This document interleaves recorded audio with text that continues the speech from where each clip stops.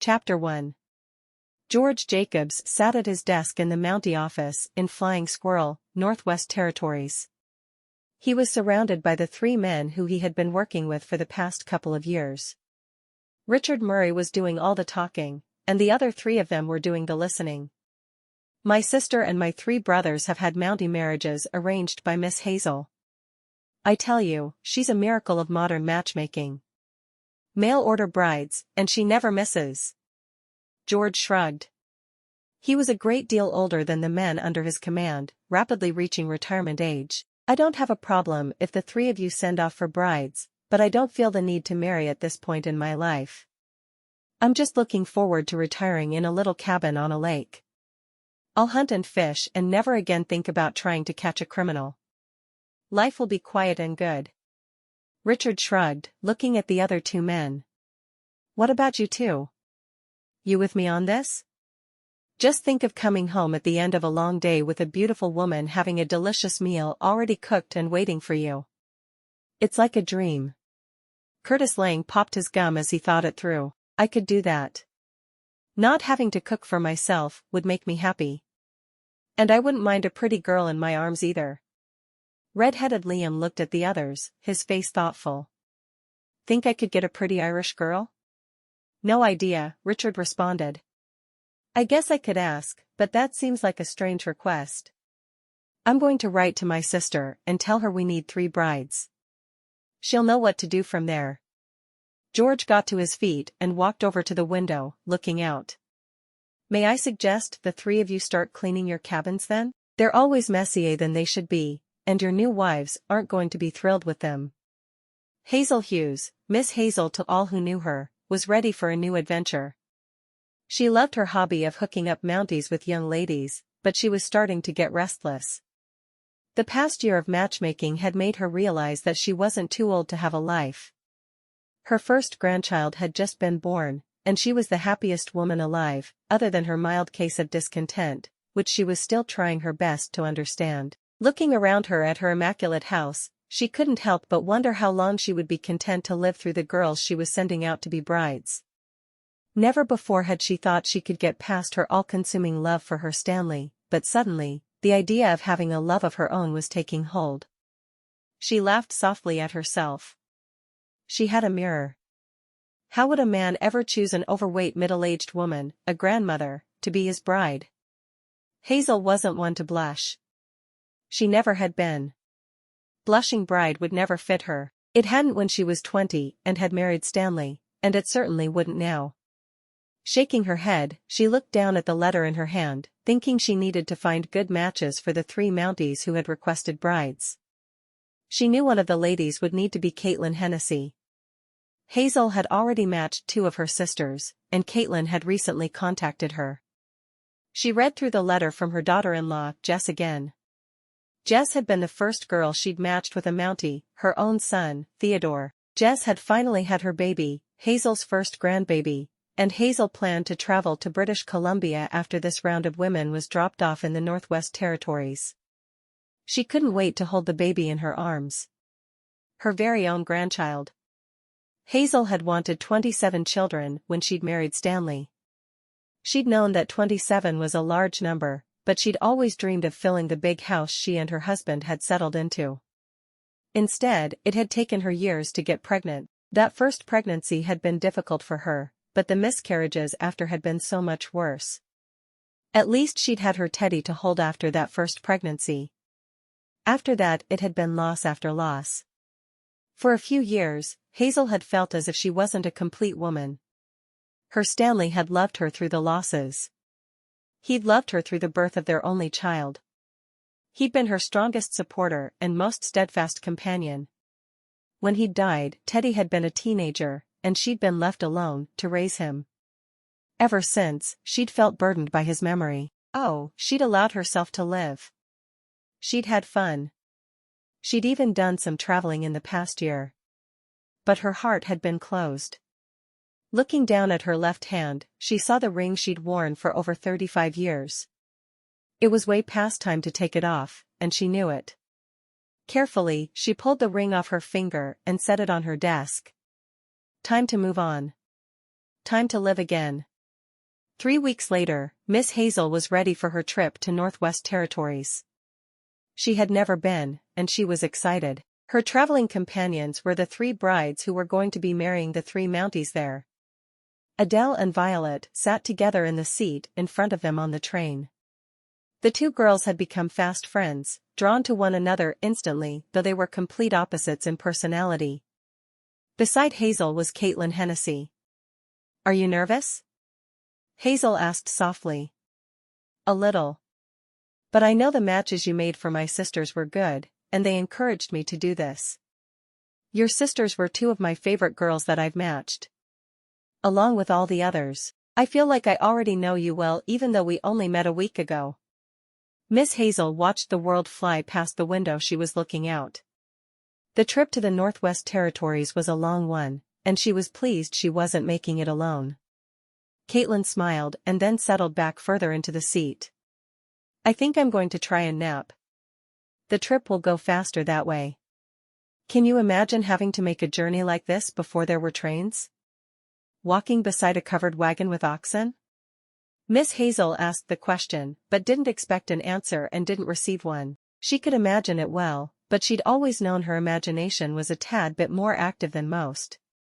She didn't need to have anyone to talk to as she watched out the window, imagining how difficult that walk would have been with a small child and a young husband. How she missed having a man wrap his arms around her and make her feel safe. When they reached Flying Squirrel, Miss Hazel was the first off the train as usual. She looked around for red serge jackets, knowing they would be the men her girls were there to marry. When she spotted 4 men grouped together, she was taken aback, but only for a moment before she understood. The men must have brought along their commanding officer, a downright handsome man with gray hair and a beard. Hazel hadn't seen a man and immediately felt it in the pit of her stomach since she'd spotted Stanley for the first time, but she was experiencing it now. She walked straight to the group to introduce herself. "I'm Hazel Hughes, but everyone just calls me Miss Hazel." The girls are making their way off the train now. They were all in a hurry to get on it for their adventure, but they're equally slow about getting off. She tried not to stare at the older Mountie, though she was very attracted to him. She didn't know what her problem was. She never looked at a man and lost her mind, but she felt very close at that moment. The older man who was with them removed his hat and held it to his chest. "It's good to meet you, Miss Hazel. I've heard many tales of your matchmaking services. Never believe anything you hear about a lady, Mr. Jacobs." "George Jacobs. I'm the commanding officer of these 3 miscreants, fine Mounties." George winked at her, immediately drawn to the woman. She had a sparkle in her eye that most women her age had long since lost. Miss Hazel cackled at his words.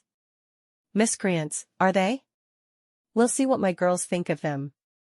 She glanced back over her shoulder. "Oh, here they finally are now." She introduced each of the Mounties to his bride. "Richard, this is Violet. Richard is from a large family of Mounties. I've matched his sister and brothers." She paused, giving the 2 of them a moment to look at each other and smile. "Curtis, this is Caitlin Hennessy. She's the 3rd Hennessy girl I've matched." After a moment where they smiled at each other, which seemed to be the only thing people could do when introduced to someone they were going to marry in less than an hour, she introduced the 3rd couple. "Liam, this is Adele. She's your bride." It was only after she'd introduced all 3 of the women that Hazel realized she usually brought the girls out in groups of 4. It was odd that this group was just 3, but it wasn't like they were living in romance novels, where it had to be the same every single time. As the 3 couples drifted into pairs and talked amongst themselves, Miss Hazel turned her attention back to George. "I hope you have a preacher lined up. It's so much easier if we can get them before a man of God as soon as we get off the train. That way there's no chance they will argue and not want to marry immediately."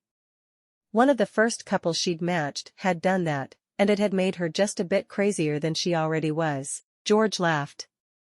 "I guess you're the one with experience at these things." "I've never married myself." Miss Hazel merely smiled. It was odd to see a man his age who had never married, but she knew lots of times Mounties were encouraged not to marry. It was a distraction from their duties they could ill afford. The young ladies of Canada were in love with their uniforms, though, and some of them wanted to marry. "Have you ever married, Miss Hazel?" She nodded. "Yes, I was married for many years.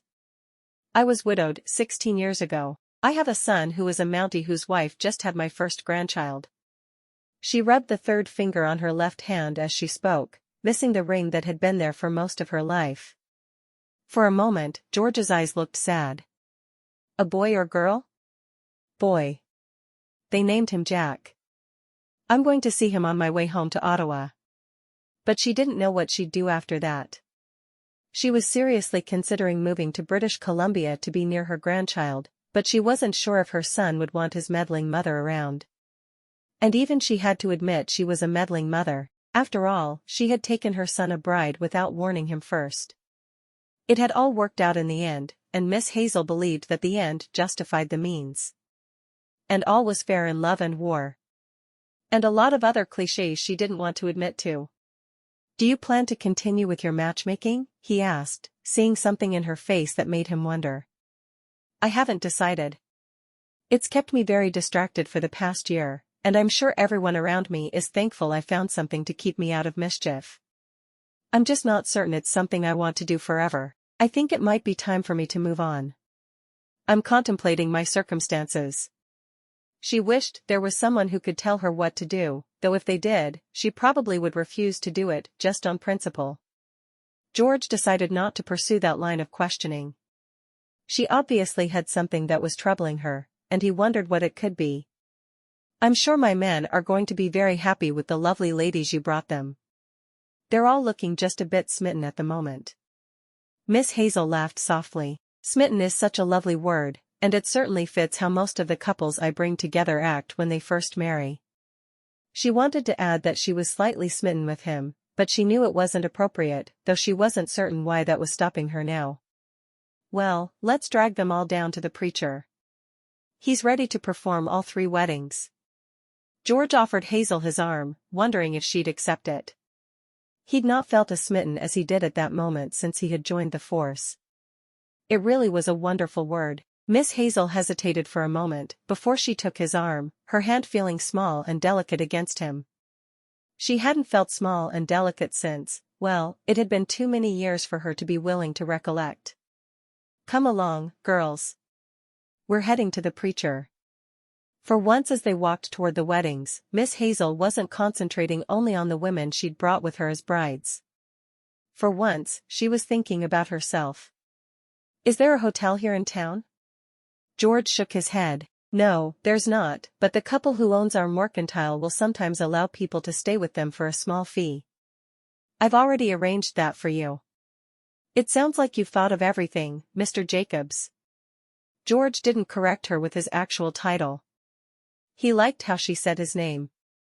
The Mr., which would have seemed too formal with someone else, seemed right from her lips. "Is there any chance I could persuade you to call me George?"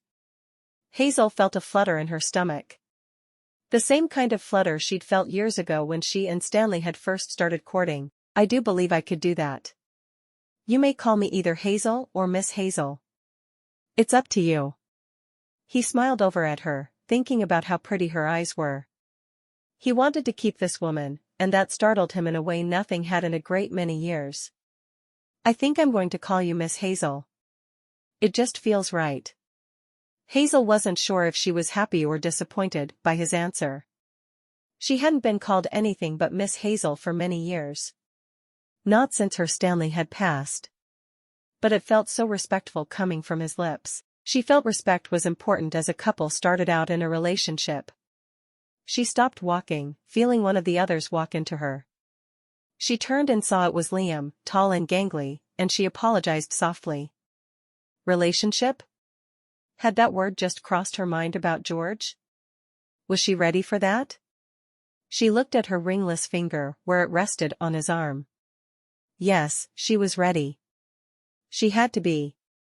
Once they reached the church, the 3 weddings took place one after the other. She sat quietly beside George, no longer touching him, but her fingers still tingled where she had. What was wrong with her? She was acting like a young lady with her first beau, rather than an old matron of too many years for her to admit. Even to herself. After the weddings were over, they got to their feet, and she congratulated each of the men, offering best wishes to the ladies.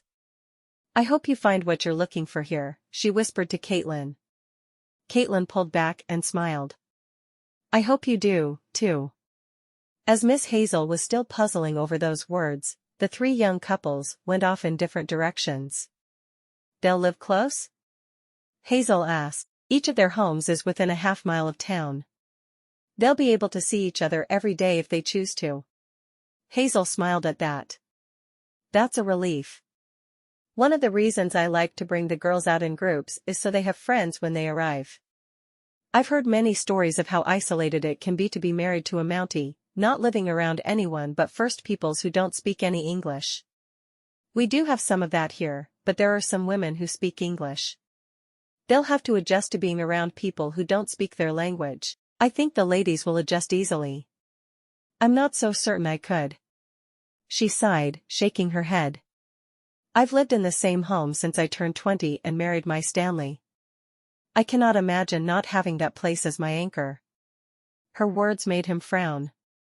It sounded to him like she was still very much in love with the man she'd married so long before. He wanted to kick himself for being jealous of a man who had been dead for 16 years, but if Stanley still held her heart, well, then he was jealous. "Maybe it's time for you to move away from the memories." Hazel laughed. "Until a year ago, those memories were the only things keeping me going. Now, I'm stronger. I love travel. I've been to Boston and many of our own provinces and territories now. I think maybe I'm too much a creature of habit to be willing to leave my comfortable home in Ottawa. I keep thinking it might be nice to live in British Columbia where my son and his wife are. And my new grandbaby, of course. I can't wait to hold that little boy in my arms." George nodded. "Let me show you to the mercantile. I hope you'll be happy in whatever you decide to do, Miss Hazel. A lady as beautiful and kind as you are deserves to have every ounce of happiness life could possibly give her." He offered his arm again, wishing he had taken his own advice and cleaned his cabin. Then he could invite her for supper. "Beautiful?" Miss Hazel said with a laugh. "I have looked in mirrors recently, George. I know how I look. Have you never heard the phrase beauty is in the eye of the beholder? I promise you, I enjoy beholding you a great deal, Miss Hazel. I could gaze into your eyes for hours." He stopped walking and looked down at her. "How long will you be in Flying Squirrel?" "Long enough to ensure all of my girls are being treated well by their new husbands, and then I'll be on my way." For once, Hazel wasn't in a hurry to stop and see her son on her way home. She wanted to stay there and get to know George better. What had come over her? "I'd invite you to supper tonight, but I'm afraid I need to neaten up my cabin first. Would you dine with me tomorrow?" She looked at him for a moment before nodding. "I suppose I could do that. Would you like for me to cook?" "Are you a good cook, Miss Hazel? I think you're going to find out tomorrow evening, won't you?" Chapter 2. An hour later, Hazel was ensconced in her room above the store of Dandy's Mercantile. The room wasn't anything special, but it would do for a week or two. At least until her girls were settled and ready for her to go. Why did she hope they needed her to stay longer and they wouldn't settle in as well as they usually did? As she unpacked her things, she couldn't help but think about George. He was a good man, a Mountie like her son and like all the men she sent her girls out to marry. There was something special about him that made her heart flutter in a way that hadn't happened to her since she had first started courting Stanley. It wasn't that there was a resemblance between the men. Her Stanley had resembled nothing more than a tall beanpole in stature, while George was a man of many muscles. She looked at him in his red serge jacket, and she could feel his strength radiating from him. When she had held on to his arm as they'd walked to the church, it had made her feel so much more than a widow of a certain age, not that she was willing to reveal that age, should feel. It was odd, and she hated to admit it even to herself, but she had some feelings growing inside her for George. She wasn't sure if it was just that it had been so long since she'd shared her bed with a man, since before Stanley's death, of course, or if he was really as special as he seemed to be. Either way, George seemed to be thinking of her the same way she was thinking of him, and she would have to give the new budding relationship as much time as it needed to flourish. Hazel wouldn't overstay her welcome though. She knew better. People didn't like it when old ladies took up residence in their homes and refused to leave. No, she'd stay only as long as there was hope for something to develop between her and George and until the girls were settled. Not even a minute longer, unless the train wasn't scheduled for 10 minutes, but that was something she couldn't help. She sat at the foot of the small bed in the small spare room the dandies had offered her, and she stared straight ahead for a moment, a small smile on her face. Hazel loved to be busy. She secretly read every romance novel she could put her hands on because romance novels made her happy. She had 6 in her bag right now, making it a great deal heavier than it should have been. Instead of reading, she was daydreaming about her own possible future with a certain man in red serge. There had to be something wrong with her. She looked up at a knock on the door and smiled toward Mrs. Dandy, a sweet woman not much older than herself. She was certain the two of them could become bosom buddies if they allowed themselves to. Hazel had never had any particular problem making friends though. She was outgoing, friendly, and more important than anything else, she was a giver. If she thought someone needed something she had more than she did, she was happy to give it away. "It's time for supper, Mrs. Hughes. I invited one of the local Mounties to join us because I was told you have a son who is a Mountie." Hazel smiled, not needing to ask who the local Mountie who had been invited was. The other Mounties were all at home with their new brides, hopefully settling in well and not fighting with the women she had brought them. "Thank you, Mrs. Dandy. I appreciate you letting me know." She got to her feet and followed the other woman out of her room and to the dining room. When she'd arrived, she'd been led straight to her room, so she hadn't had an opportunity to see the kitchen, dining area, sitting room. When they reached the dining room, she wasn't surprised to see George sitting with Mr. Dandy. George immediately rose to his feet, smiling at Hazel. She was pleased to see that he'd had the manners to not wear his hat in the house. No one taught manners anymore, and it was delightful to see a handsome, good man with manners. "Miss Hazel," he said, bowing his head slightly. Hazel smiled at him, trying not to let her utter delight show at his joining them for the evening meal. "George. I had no idea you'd be staying." George shrugged, his shoulders looking even broader and more muscular with the gesture. "I didn't know I was staying either, but when Mrs. Dandy invited me, I couldn't very well turn her down and pass up the opportunity to spend time with the most beautiful woman I've met in many years." Hazel shook her head, a smile on her face. "I think maybe it's time for you to get fitted for some spectacles, George." Secretly she was thrilled with the compliment. Stanley had told her how beautiful she was to him every single day. For another man to say the same thing brought back all those warm feelings she missed from having a soulmate. George just smiled at her, seeming to understand the reason for her words. He walked over and pulled out the chair across from his own, waiting until she was seated and pushing the chair in. The men seemed to be pleased with their matches so far. "I half expected Liam to come running to me, telling me I needed to get his ma'am here right away to help him figure out how to be with his new bride." Hazel laughed, loving the mental picture George's words gave her. "Would Liam do that? Is he something of a mama's boy?" George shrugged as he took his seat again, his gaze never leaving Miss Hazel. "Maybe he is. Maybe he isn't. I do know that he writes his mother and receives letters from her far more often than any of the other men do. I think that's just showing a good solid upbringing though. Does your boy write you often? Teddy?" "He used to, but usually now I find the letters I get from British Columbia are from his wife, Jess. Jess has more time to sit down and pen letters than Teddy does, and she is so much more newsy. Teddy's letters were so sparse on details. He'd write that he missed my cooking more often than not. Sometimes he'd tell me he was lonely. Usually it was just him telling me that he was doing fine and missing me." She leaned toward him, her forearms on the table. "Do you write to your mother?" George laughed. "Not afraid to ask what you want to know, are you?" No, I'm really not. I've found that if people spent less time beating around the bush, they would have the answers they're looking for in a fraction of the time. I have no time or energy for waste, and those would be a lot of wasted words. Well, do you? George nodded. My mother and I write at least once a week. She lost my father about 5 years ago, and I almost retired then to help her out, but she told me that it would be a shame if Canada lost one of its men in Red Surge just because she was lonely. So I stayed here and kept working. Hazel smiled at that. I like that you were willing to go and help your mother out, but I like even more than you listened to her and did what she told you.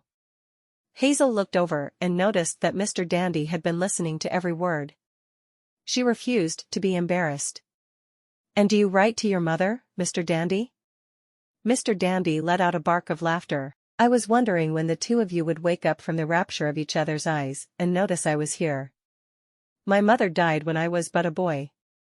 I was raised by an elderly aunt and uncle who passed away shortly after I married Mrs. Dandy. And how long ago was that? We've been married 38 years. It's been a glorious life with a woman who means the world to me. Mr. Dandy smiled as his wife carried a platter with roast beef to the table.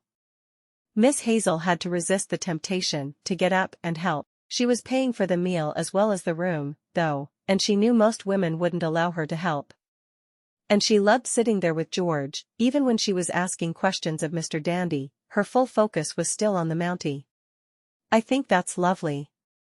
I was only married 18 years when my husband passed away. I'm so sorry that happened to you, George said softly. And he was sorry for her, but he was happy for himself.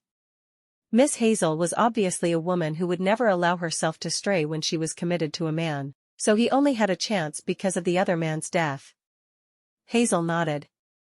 It's been a long time now. And she felt that it was time for her to move on. It was almost as if the day she'd removed Stanley's ring from her finger, she'd freed her heart to love again. When was the last time you saw your son? George asked softly, changing the subject. He wanted to know all he could about her as soon as he could. The more he knew, the better he would be able to approach a courtship with her.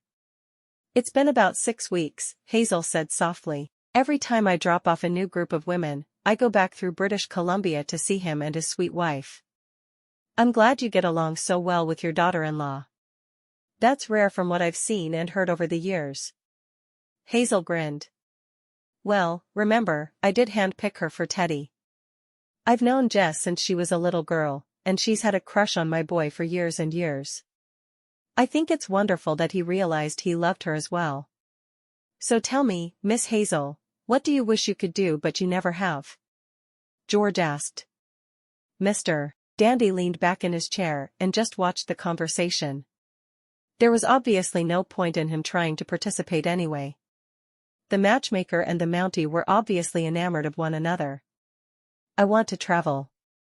I decided to do just that a little over a year ago, and Jess and I went to Boston, but while I was there, I came up with the idea of her and Teddy getting married. Miss Hazel looked down at her hands for a moment. They were my very first match. Just don't match me with anyone, please. Miss Hazel eyed George for a moment. I won't. I can't imagine you with a mail-order bride. George wasn't sure if her words were meant to soothe him or bother him. Either way, he was glad when the last dish was set on the table and Mrs. Dandy took her seat. Will you pray over the meal, George? She asked softly. George nodded, bowing his head and saying a quick prayer of thanks. Thank you for the invitation, Mrs. Dandy. I was getting ready to eat my own cooking again, and I always prefer yours. Mrs. Dandy smiled. We're always pleased to have you at our table, George. This town is going to miss you when you're ready to retire. Miss Hazel looked at George. How long have you been stationed here in Flying Squirrel? She asked. Almost 5 years. At the end of this month it will be not only 5 years, but time for me to retire. She couldn't help but wonder if she should plan to stay for the rest of the month then. If that's how long he'd be there, maybe he would accompany her to British Columbia to see Teddy, Jess, and her darling grandbaby, Jack. That's a long time for a Mountie to be in one place. They left me here to train the new men, and it was too close to my retirement for them to transfer me out. It made sense for me to stay. Are you looking forward to retirement? Miss Hazel forgot the dandies were dining with them and only had eyes for George. When she and Stanley had courted so many years before, she'd had to observe all the social niceties, but now she was a matron, and no one was really watching her manners.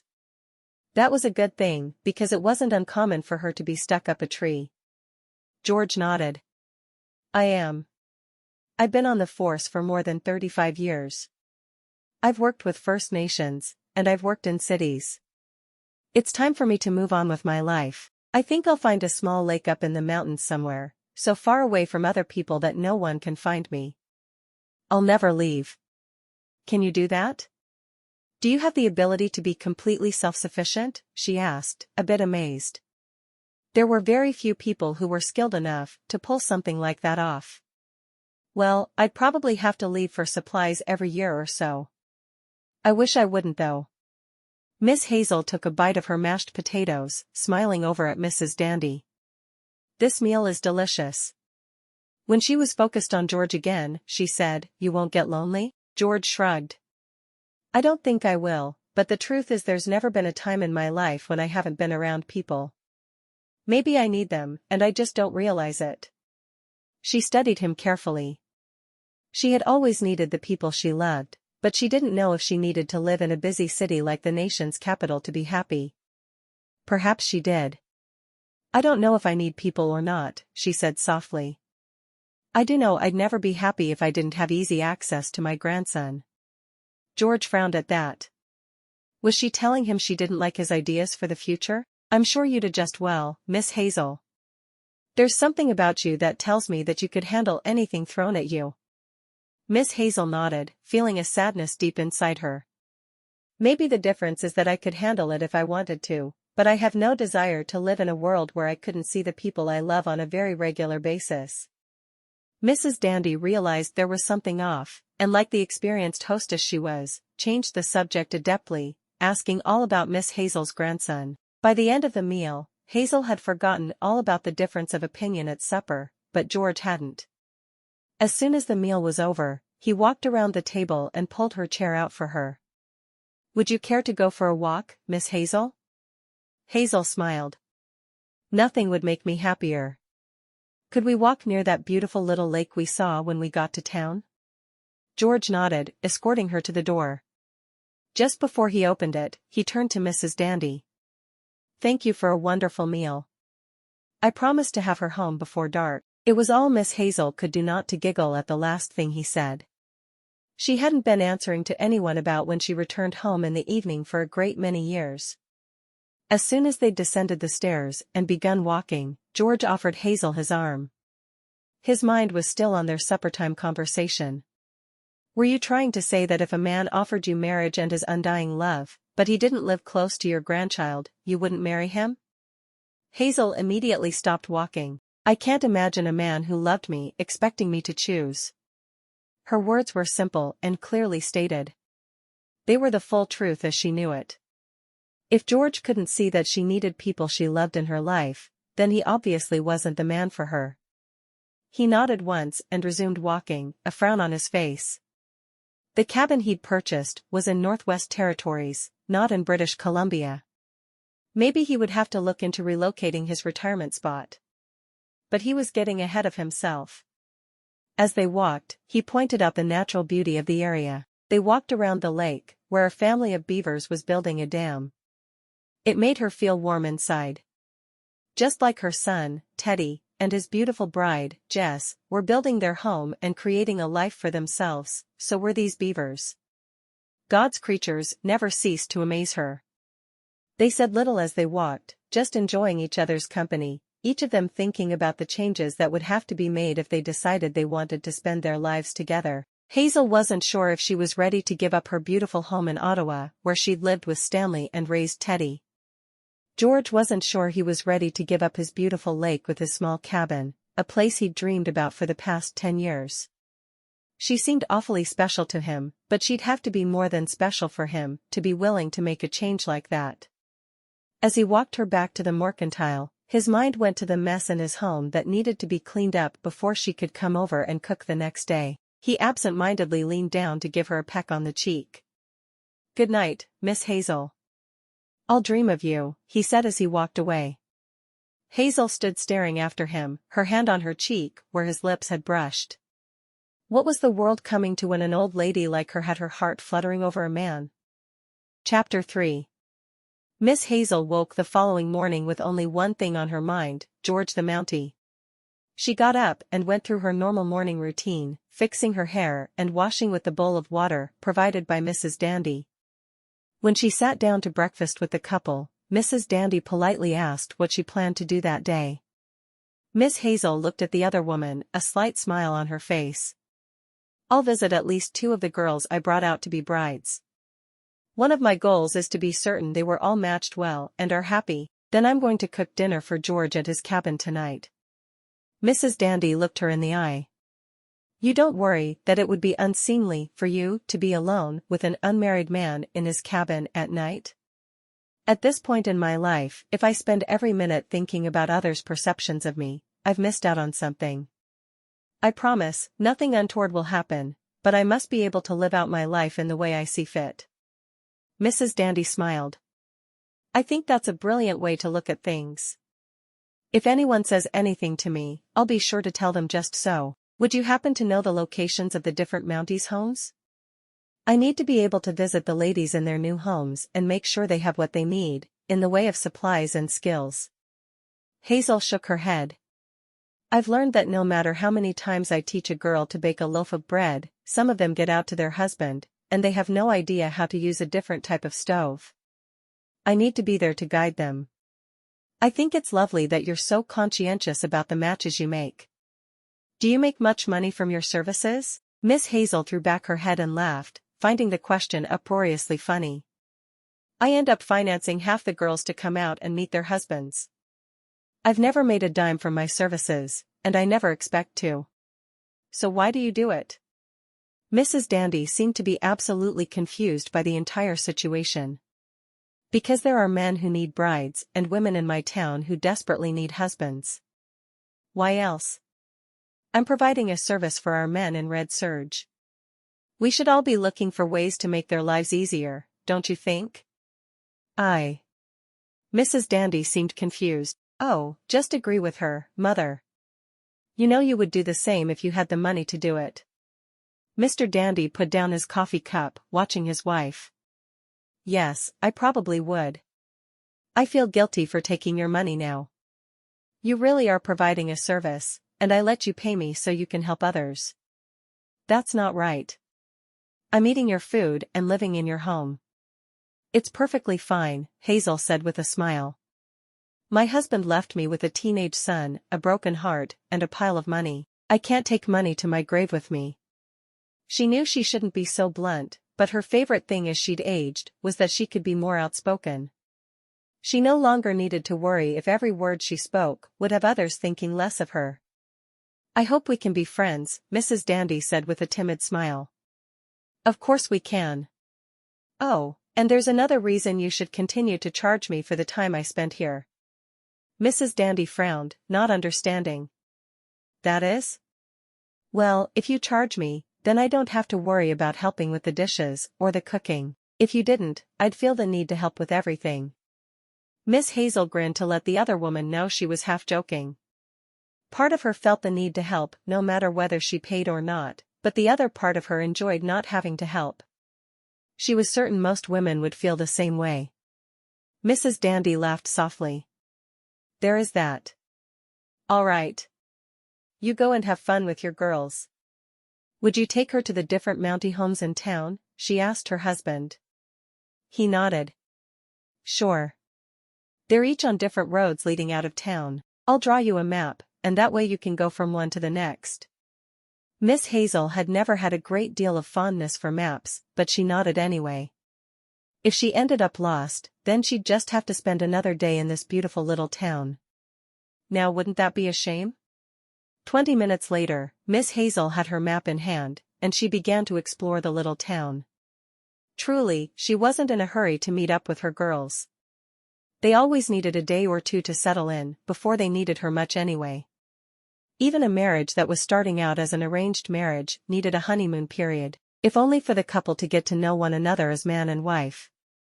She spent a few minutes walking down the main street in town, noting the Mountie headquarters. She could picture George sitting behind the desk, his red serge jacket thrown over a coat rack and his hat hanging on the wall. She started to walk past, content with her imaginings, but she stopped. "What's stopping you from talking to him?" she asked herself. "It's not like you're 18 with a crush on the local police. You're an age you won't disclose, and that man is as interested in you as you are in him.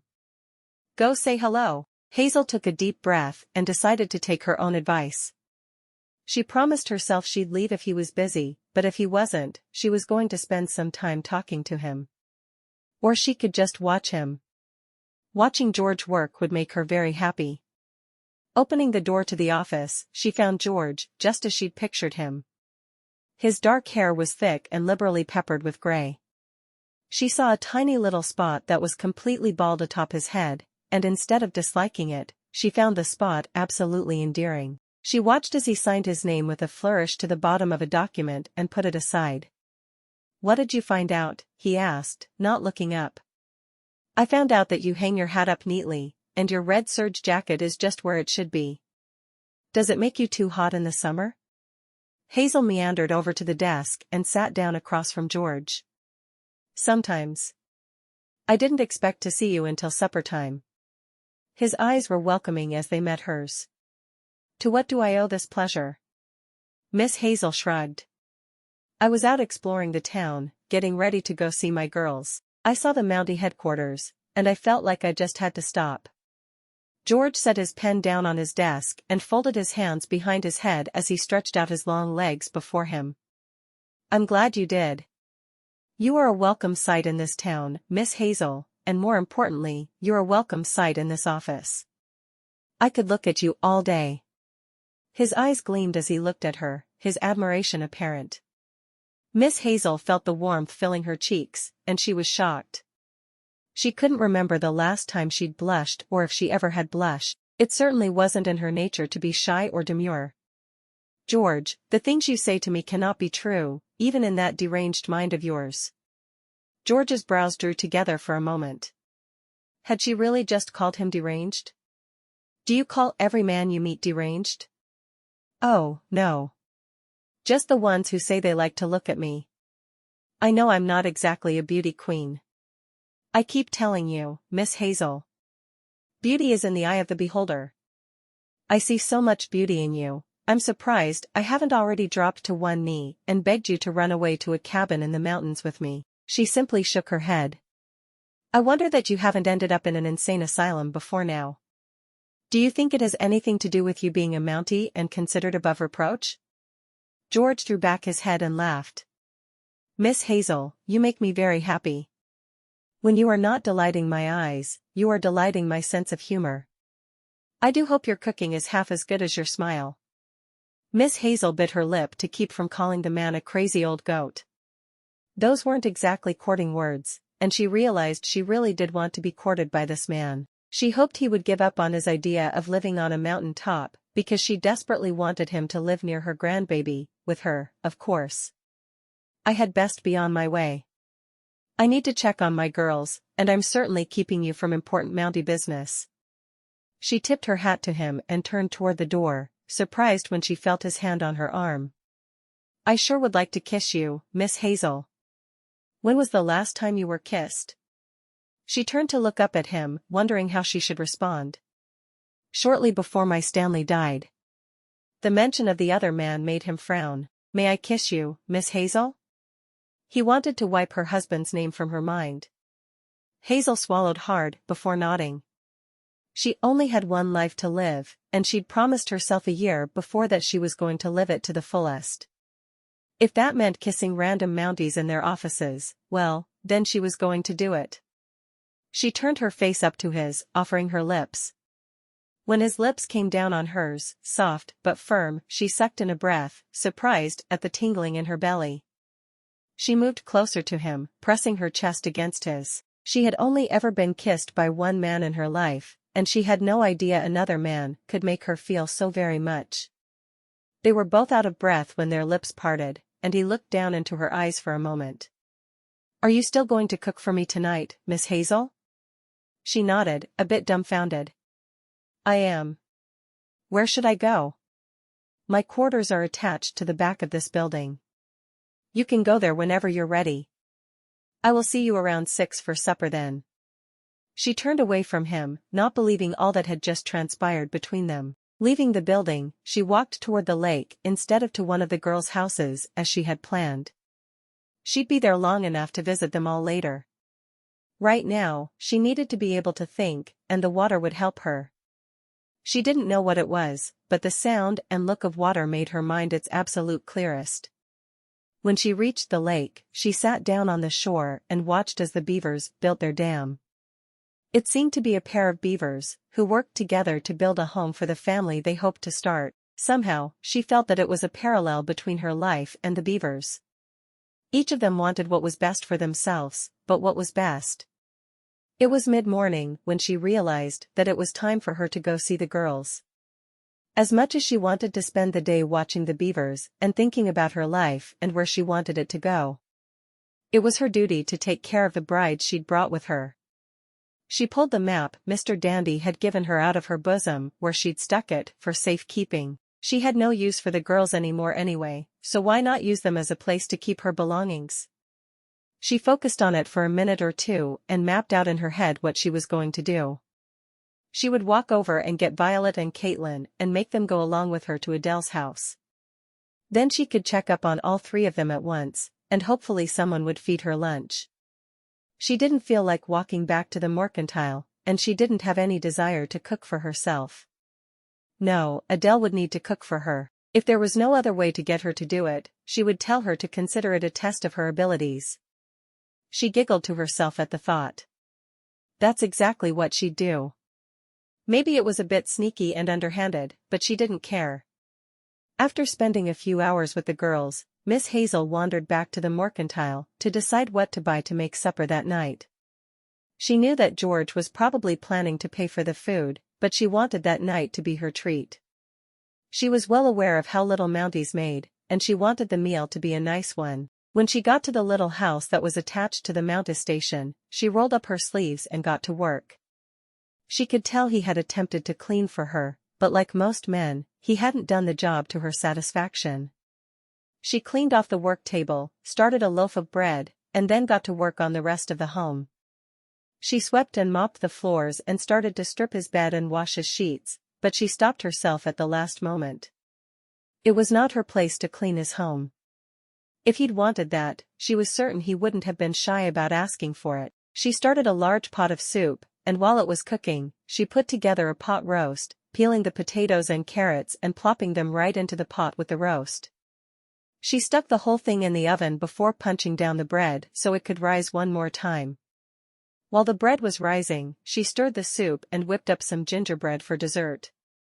She knew she was a wonderful cook, and she wanted him to know it as well. By the time she started watching the clock for him to arrive, the small home was filled with the wonderful smell of cooking beef, tomato soup, and baking bread. The gingerbread was cooling on the work table, and she had whipped some cream to top the gingerbread. Miss Hazel had everything ready and was sitting at the kitchen table when the door opened, and she looked up, fully expecting to see George standing there. Instead, it was a young boy she hadn't met yet. "Commander sent me over to let you know he was going to be a little late. Something about having just a bit more paperwork to fill out before he could come home." Miss Hazel nodded. Her Stanley had often been late coming home from the office, so she wasn't bothered at all. Everything she'd cooked could keep going for a short while longer. "Tell him that's fine, and I'll be waiting when he gets here." The boy's face lit up, and he nodded. "I sure will, ma'am." She looked back down at her romance novel. She could easily keep herself occupied for another hour or 2. Chapter 4. It was 6:30 when George came home from the Mountie headquarters. He felt bad for being late, but one of the men had needed to write up an incident. He thought it was better for him to stay late than one of the men with a brand new wife. As soon as the paperwork was done, he'd plopped his hat on his head and headed to his quarters. When he opened the door, he sniffed deeply of the aromas coming from his kitchen. Miss Hazel was sitting at the table with a book open in front of her, obviously engrossed in what she was doing. She looked up, and her smile lit up the room as her gaze met his. "Hello, you." "Well, hello there, Miss Hazel. Something smells wonderful." He put his hat on the hook by the door, unbuttoning his red serge jacket and hanging it up. "It's a whole lot of somethings," Miss Hazel announced with a smile. "I made fresh bread, soup, and a pot roast, complete with carrots and potatoes. And a cake for dessert, of course, because a growing boy like yourself needs all the cake he can get." George laughed, patting his burgeoning belly. He had been as trim as any of the men who worked under him up until the past 5 years or so, but as he'd slowly transitioned to doing more paperwork and less chasing of the bad guys, he'd gradually put on a little weight around the middle. "I seem to only be growing in one place. I can help you grow faster." Miss Hazel winked at him as she got up and served them each a bowl of the soup she'd made. How was work? She'd forgotten how comfortable something like this was. Every evening when Stanley had come home from work, she'd had supper on the table for them. It was something she'd missed. Having someone to cook for and take care of had always made her feel complete. With Teddy gone, those feelings had been missing. George grinned at her, dropping a kiss on her cheek. He was proud of himself for refraining from grabbing her, spinning her into his arms, and kissing her madly. It was what he wanted to do, but out of respect for her, he thought it better to wait. "I'm not sure I need any help in that department. It's a good thing I'm about to retire because I'm not so sure the Mounties would be willing to keep me around with as much extra weight as I have around my middle. I think you look absolutely wonderful." She set the soup onto the table and sat down across from him. "Would you say the blessing, George?" George happily complied before taking a small taste of the soup. "This is delicious.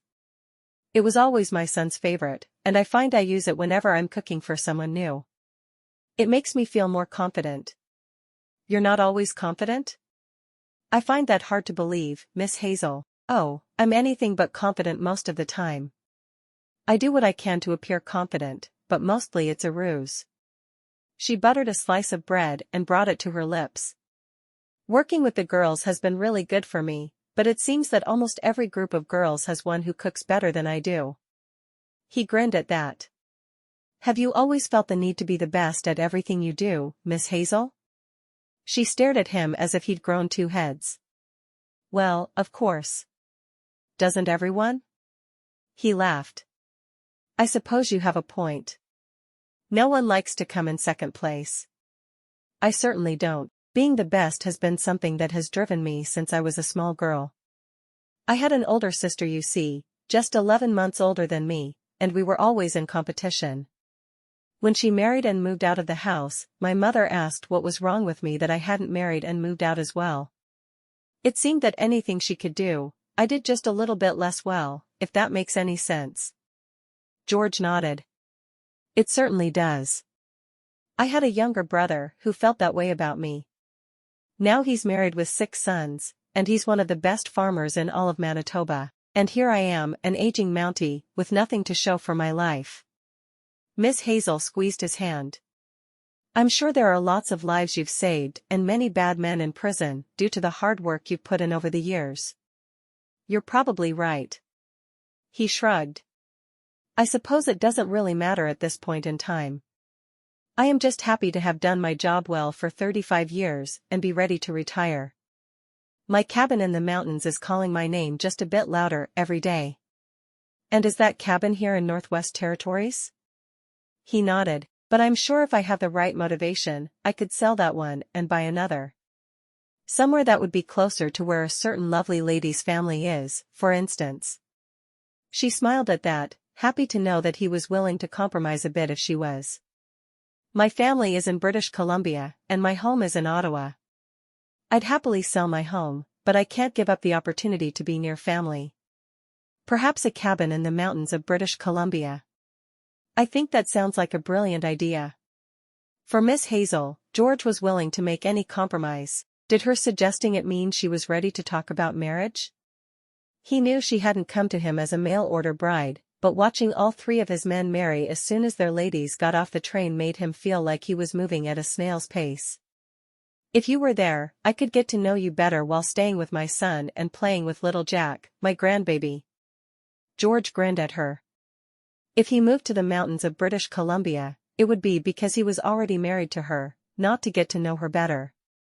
He was determined they would be married soon. He couldn't believe less than a month before he thought he would be happy spending the rest of his life alone, and now that he'd met her, he knew they needed to be together. We'll see how things go, he said softly. Throughout the meal, George watched her closely, amazed by her humor and grace. She was a relatively large woman, but she walked with a grace he'd seen in few other women. Do you want cake now? Or a little later, she asked softly as he cleaned his plate for the second time. I think I'd like a piece now and another piece later. George watched her admiringly as she got up and cut them each a piece of the cake. Is that gingerbread? She nodded. I've always been partial to gingerbread. Me too. In fact, my mother fed me gingerbread constantly when I was younger. His mouth was watering as she put the cake in front of him. Do you have any idea how long it's been since I've had gingerbread? How long? Miss Hazel sat across from him with her fork poised, ready to take a bite but waiting to hear his answer first. Since before I joined the force, almost 35 years. No man should ever go without gingerbread for 35 years. He could almost taste it as he stared down at the generous piece of the delicacy. How often do you make gingerbread? For myself? Not often. If I had someone to make it for, it would be different, and I'd probably make it every day. I'll expect you to have more ready when I get home tomorrow. It's just so much better when it's still warm from the oven. Miss Hazel laughed. I would be delighted to make gingerbread for you any time you would like. I happen to be a fan of it myself. He finally cut into his piece, raising his fork to his lips. He was almost afraid that the reality of it wouldn't be nearly as good as the memories he had. He was wrong. As he bit into the piece, his eyes closed, and he concentrated only on the flavors exploding on his tongue. Each bite was a piece of heaven. Miss Hazel, you are a mighty fine cook. This gingerbread alone would be enough for me to beg you to marry me. Let's run off to the hills and get married. I won't suggest babies, but I sure would be happy to help you with those grandbabies of yours. Grandbabies? Oh, I do hope you're right. I only ever had one, but more than one grandchild would make me the happiest woman alive. Oh, who am I kidding? Just one grandbaby has made me the happiest woman alive. Who needs more? George reached out and took her hand, staring deeply into her eyes. I'm not kidding, Miss Hazel. I want you to marry me. Well, I don't know what to say to that. I have only known you for a day, and I knew my Stanley for over a year before I married him. That won't work though, he said softly. Out here, people marry faster. You just brought 3 girls out here who married the men they met within minutes of meeting them. Now you're telling me that you don't think you could marry me after knowing me for only a day? You wound me to the quick. Miss Hazel laughed at his theatrics. Really? I think that you're going to be just fine. I might. But what if I perish of longing for your kisses? Now, I don't remember saying I'd be withholding any kisses. I'm all for kissing. In fact, I'm about to do up the supper dishes, well, the ones I didn't wash as I went along, and then I want you to take me for a nice romantic walk around the lake. We'll see what Bob is doing. Bob? George didn't know of any Bob in the area, and he'd been stationed there for 5 years. You know, Bob the Beaver. The one who was making a dam in the lake. Miss Hazel frowned at him, wondering how he couldn't have noticed Bob. She knew the other Mounties were planning on finding a way to kill him or remove him. Oh. How did he get the name Bob? It just seems to fit, doesn't it? She asked, clearing the table. We all thought Bob was a good beaver name. You mean the ugly beaver, right? Bob isn't ugly. She was clearly frustrated with him. How could you say that? His ear is totally messed up. Did you not see that? Of course I did. It gives him character. She washed the dishes quickly, ready to go out and make sure the beaver was all right. It wouldn't be good if someone had hurt him. That beaver is a menace. He needs to be shot. You're not killing Bob. Miss Hazel glared at him. He's a father. How hard would it be for his sweet bride to raise those baby beavers without him? George wasn't even sure how to respond to that. He's going to cause much of the farmland in the area to be flooded if we don't do something about him. Surely he can be relocated. She refused to believe that the only option was to kill the sweet animal. Beavers lived in this area well before white men were farming it. He has the right to live. Relocate a beaver? That would be so much more trouble than it's worth. George shook his head at her. I thought you were perfect, and here you are, trying to get me to rehome a beaver. Why would anyone do that?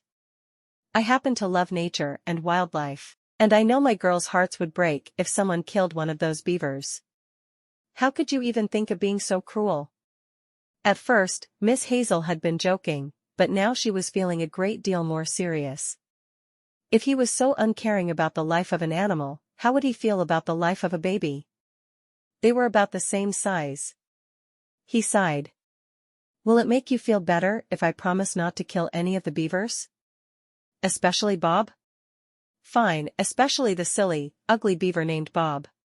He rolled his eyes, glad she had her back turned. The stupid beaver obviously had supporters now, whether he needed them or not. He's not ugly. He's injured. She was getting more than a little annoyed by his attitude about Bob. She finished the dishes and put the last one away. Do you want to walk me back to the store now? He frowned. I'd rather go for the walk around the lake like we talked about. Will there be more insults for poor Bob? I promise, I will leave Bob alone. Then you may take me for a walk around the lake. Miss Hazel removed the apron she was wearing and hung it over the back of a chair. I do think you need to be kinder to God's creatures. I promise I will never again insult Bob. I wouldn't dare hurt his feelings, knowing how sad that would make him. George may not agree with her emotions about the beaver, but he had to admit they were real. He would do his best not to upset her or any of the ladies she'd brought with her. He'd learned from a young age that an angry woman could make a man more miserable than anything else in the world. Are you making fun of me and my love for Bob? She asked softly. Never. George opened the door and offered her his arm. Let's forget all about Bob and everything else in the world. We'll just walk around the lake and be happy. That works for me. Miss Hazel had no desire to be angry with George, but something about his attitude toward Bob made her see stars. Have any of the men mentioned how their marriages are going? George shrugged. That's not something I feel comfortable talking about. The men come to me often in confidence, and it wouldn't be right if I just started telling their secrets. Not even Liam. Miss Hazel was curious about his phrasing. Why not even Liam? Well, Liam is something of a mama's boy in my eyes. A mama's boy? He spends an awful lot of time writing letters to his mama. Sounds like a mama's boy to me. Or maybe he's just a respectful son. All sons should be that good to their mothers. Don't go getting your dander up again, Miss Hazel. First the beaver and now Liam. Is there anything you won't defend? She thought about his question for a moment. Very little. I enjoy defending the defenseless. I always root for the underdog. I believe everyone should. Everyone? And if I like to root for the man I think will win? George found he enjoyed baiting Miss Hazel a bit more than he should. She was a pretty special lady with very strong opinions about many things. Then you can be a big bully. See if I care. The grin on her face told him she wasn't serious, and for that he was thankful.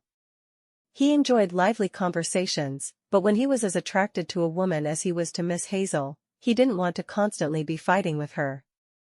Although, he had heard that making up was something to be enjoyed, they reached the lake and stood, looking out over the water.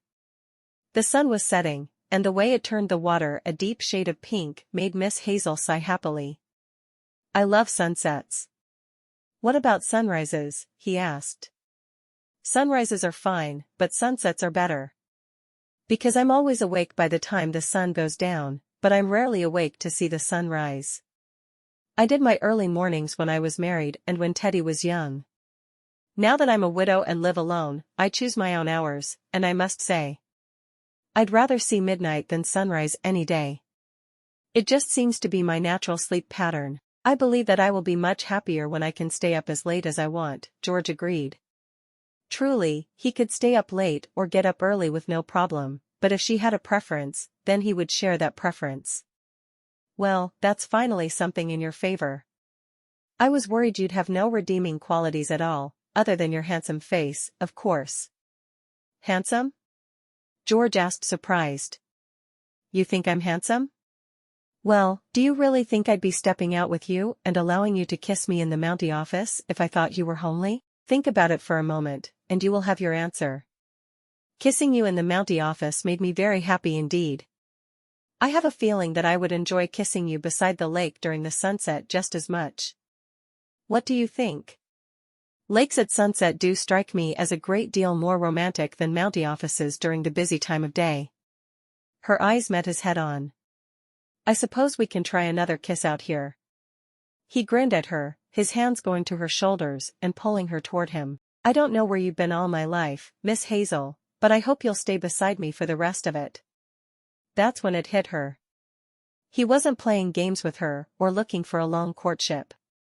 The man wanted to marry her. Immediately. She looked into his eyes for a moment before she wrenched herself free from him and ran as fast as her chubby body was able back to town.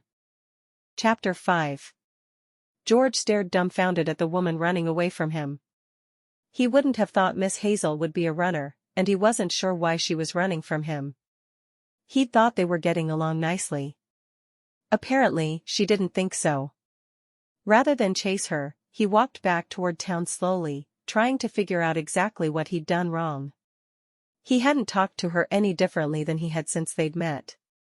He had never claimed to understand women, or anything about them really, but this was a new one even for him.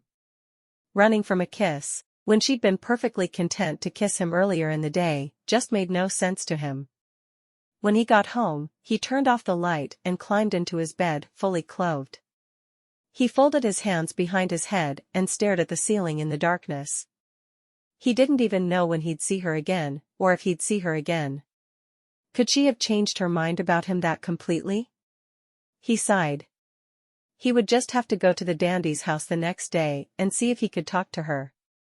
She might be losing her mind, but he wasn't certain even insanity would keep him from her now. Miss Hazel was halfway to town when she realized that she was acting like an utter fool, but it was too late to turn around and go back, so she just kept running. She'd had no idea she could run that far that fast, and she was pretty darn proud of herself, even if she was more than a little embarrassed. When she finally reached her room, she closed the door, praying that the dandies were already asleep and hadn't seen her running through the house as if she'd lost her mind. She quickly changed into her nightgown, dreadful things if you asked her. She preferred to sleep nude, and she wasn't ashamed of it either. She got into bed and picked up one of the romance novels she had brought with her. The heroines in her novels never ran from the men who they were interested in when one tried to kiss her. She thought maybe it would be a good idea for her to try her hand at writing romance novels, because the type of heroines she would write would truly be memorable. She put her book down and thought about the type of heroine she would write. She would certainly be a woman of a certain age who enjoyed climbing trees and sometimes found herself in mischief. She cackled aloud. She could not write herself into a romance novel. It would truly be preposterous. Who would want to read a romance about a 50-something woman with far too many extra pounds on her? As she closed her eyes, she replayed the moment where she ran from George over and over in her mind. What on earth had she been thinking? You don't run from a man when he kisses you. You kiss him back. It was time for her to start taking her own advice. When Miss Hazel went out for breakfast the following morning, she was only a little surprised to see George sitting in the chair opposite from where she usually sat. He stood up and held her chair out for her as if she hadn't acted like a lily-livered nincompoop the previous evening. Well, if he could ignore the fact that she had run, then so could she. As they ate together, they chatted about the weather and about the state of the country. I truly believe that with the alliances of Europe being so tightly interwoven as they are, another war on the continent would be impossible. The Mounties will have skirmishes here in Canada with Whiskey Runners and First Nations at times, but there won't be another all-out war. Miss Hazel calmly buttered her toast as she gave her opinion of the state of affairs in Europe. George didn't respond. How could he respond to such an intelligently worded political opinion from a woman who had run away from him when he tried to kiss her? It didn't make sense. At all. Mr. Dandy gave some sort of intelligent answer that went right over George's head. He was still trying to figure out the dichotomy that was Miss Hazel Hughes. He hoped he could get a few minutes with her that morning, and she would walk him to the Mountie office on her way to do whatever it was she planned to do all day. As soon as breakfast was over, George got to his feet. "Would you walk with me for a moment, Miss Hazel?" "Certainly, George. I'd be happy to." Miss Hazel took his arm when they were outside and strolled along the streets. George kept quiet for a minute, hoping she'd offer an explanation for what had happened, but one didn't seem to be forthcoming. Finally, after a long silence, he asked, "Would you have supper with me again tonight, Miss Hazel?" "I'd be happy to. Would you like for me to cook again?" He couldn't say no to her offer. Not only had he had the best meal he'd had in ages, but his home had never been so clean. "I'd like that a great deal." "Then I will be there with supper waiting when you get home." He leaned down and kissed her cheek, and she hurried away. She hadn't refused the cheek kiss, but she hadn't explained what had happened the night before yet either. He was certain the woman had lost her mind now, but what was a man to do? Whether she had a mind or not, he had already lost his heart. Miss Hazel spent the day flitting between the girls and sitting at the lake, thinking about how she'd messed things up with George. Then she thought about what she would do if she was a romance writer, writing about her and George. She thought it would be funny to have the heroine just ignore her absurd behavior, so that's exactly what she decided to do. As she watched Bob, she saw another beaver about his size, working with him to build the dam. She was thankful George had agreed not to hurt the beavers. She couldn't imagine something so sweet being murdered for absolutely no reason. As she walked the small town, her mind fluttered from one thing to another, and she just let it go, refusing to engage in any of her thoughts. Why would she engage, when she was trying not to be nervous about spending another night with George?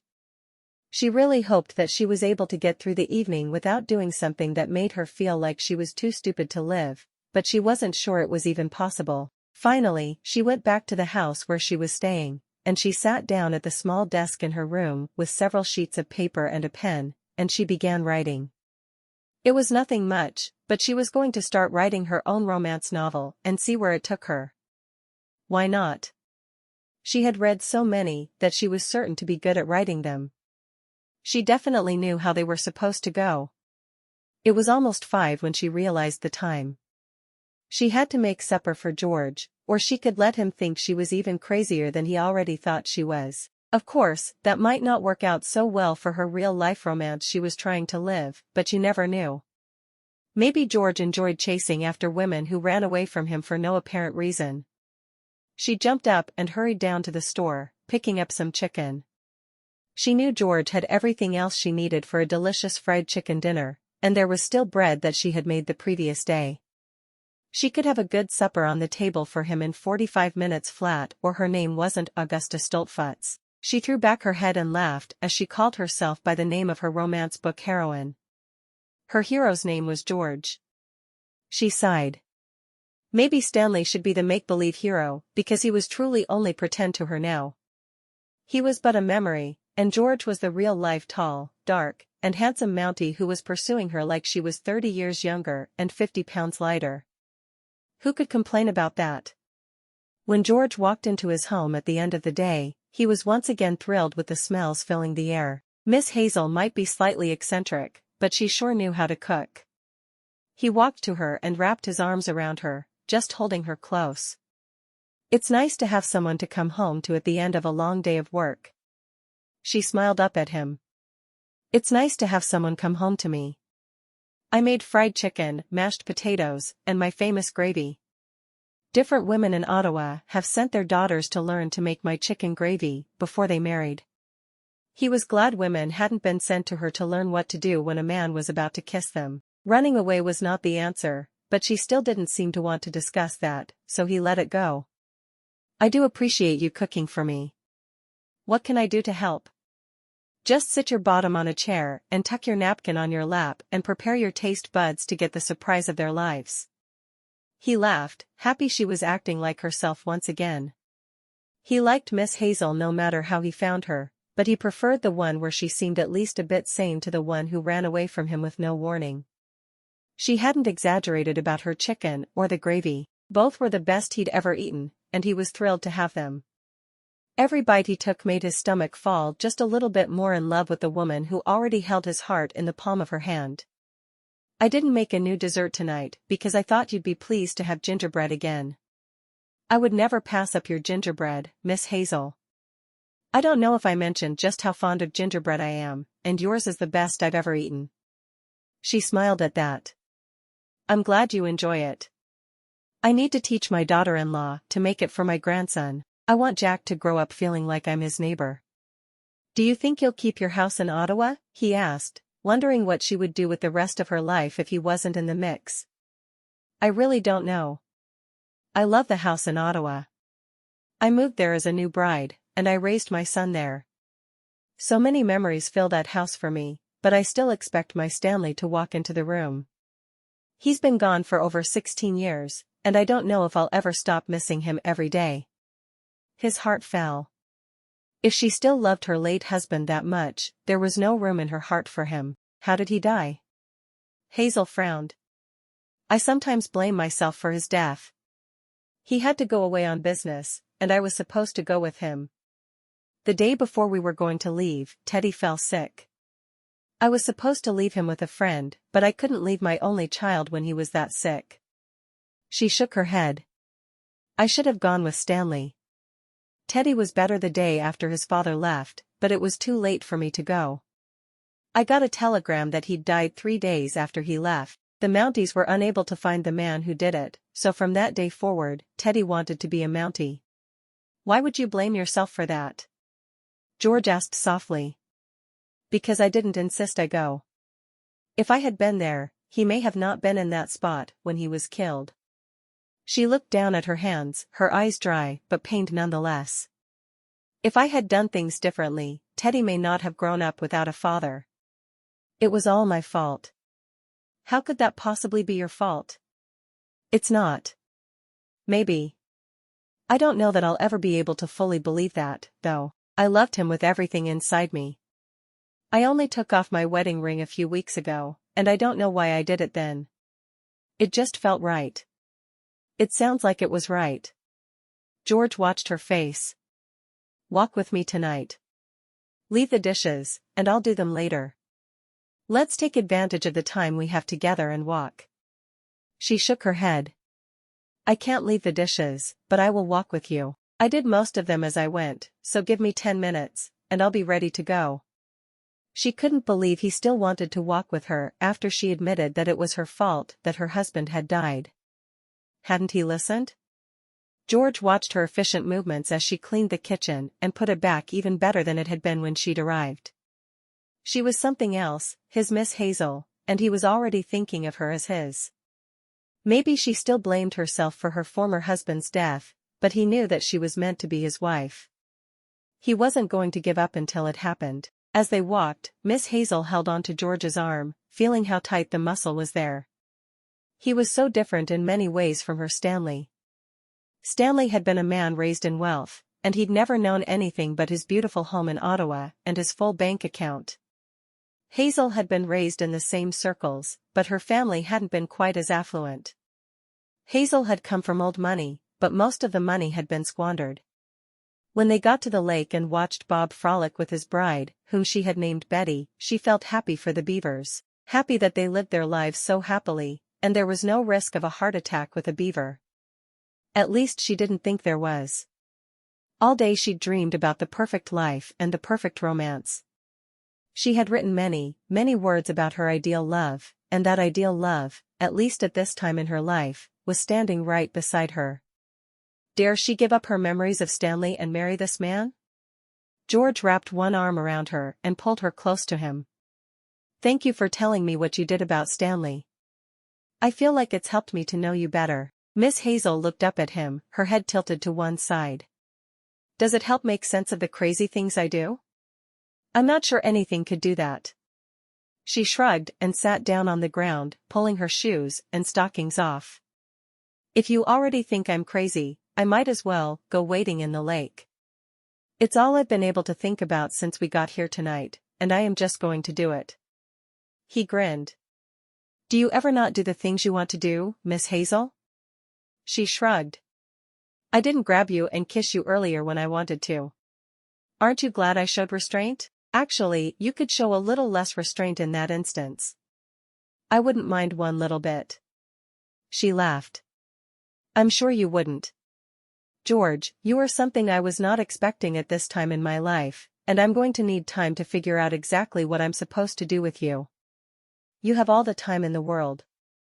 I don't retire for another 3 weeks. As long as you make a decision by then, we're good. Hazel sighed. 3 weeks. It wasn't nearly enough time. She would do her best to make the most of it though. Chapter 6. As they walked toward the lake once again, Miss Hazel was thinking about the man beside her.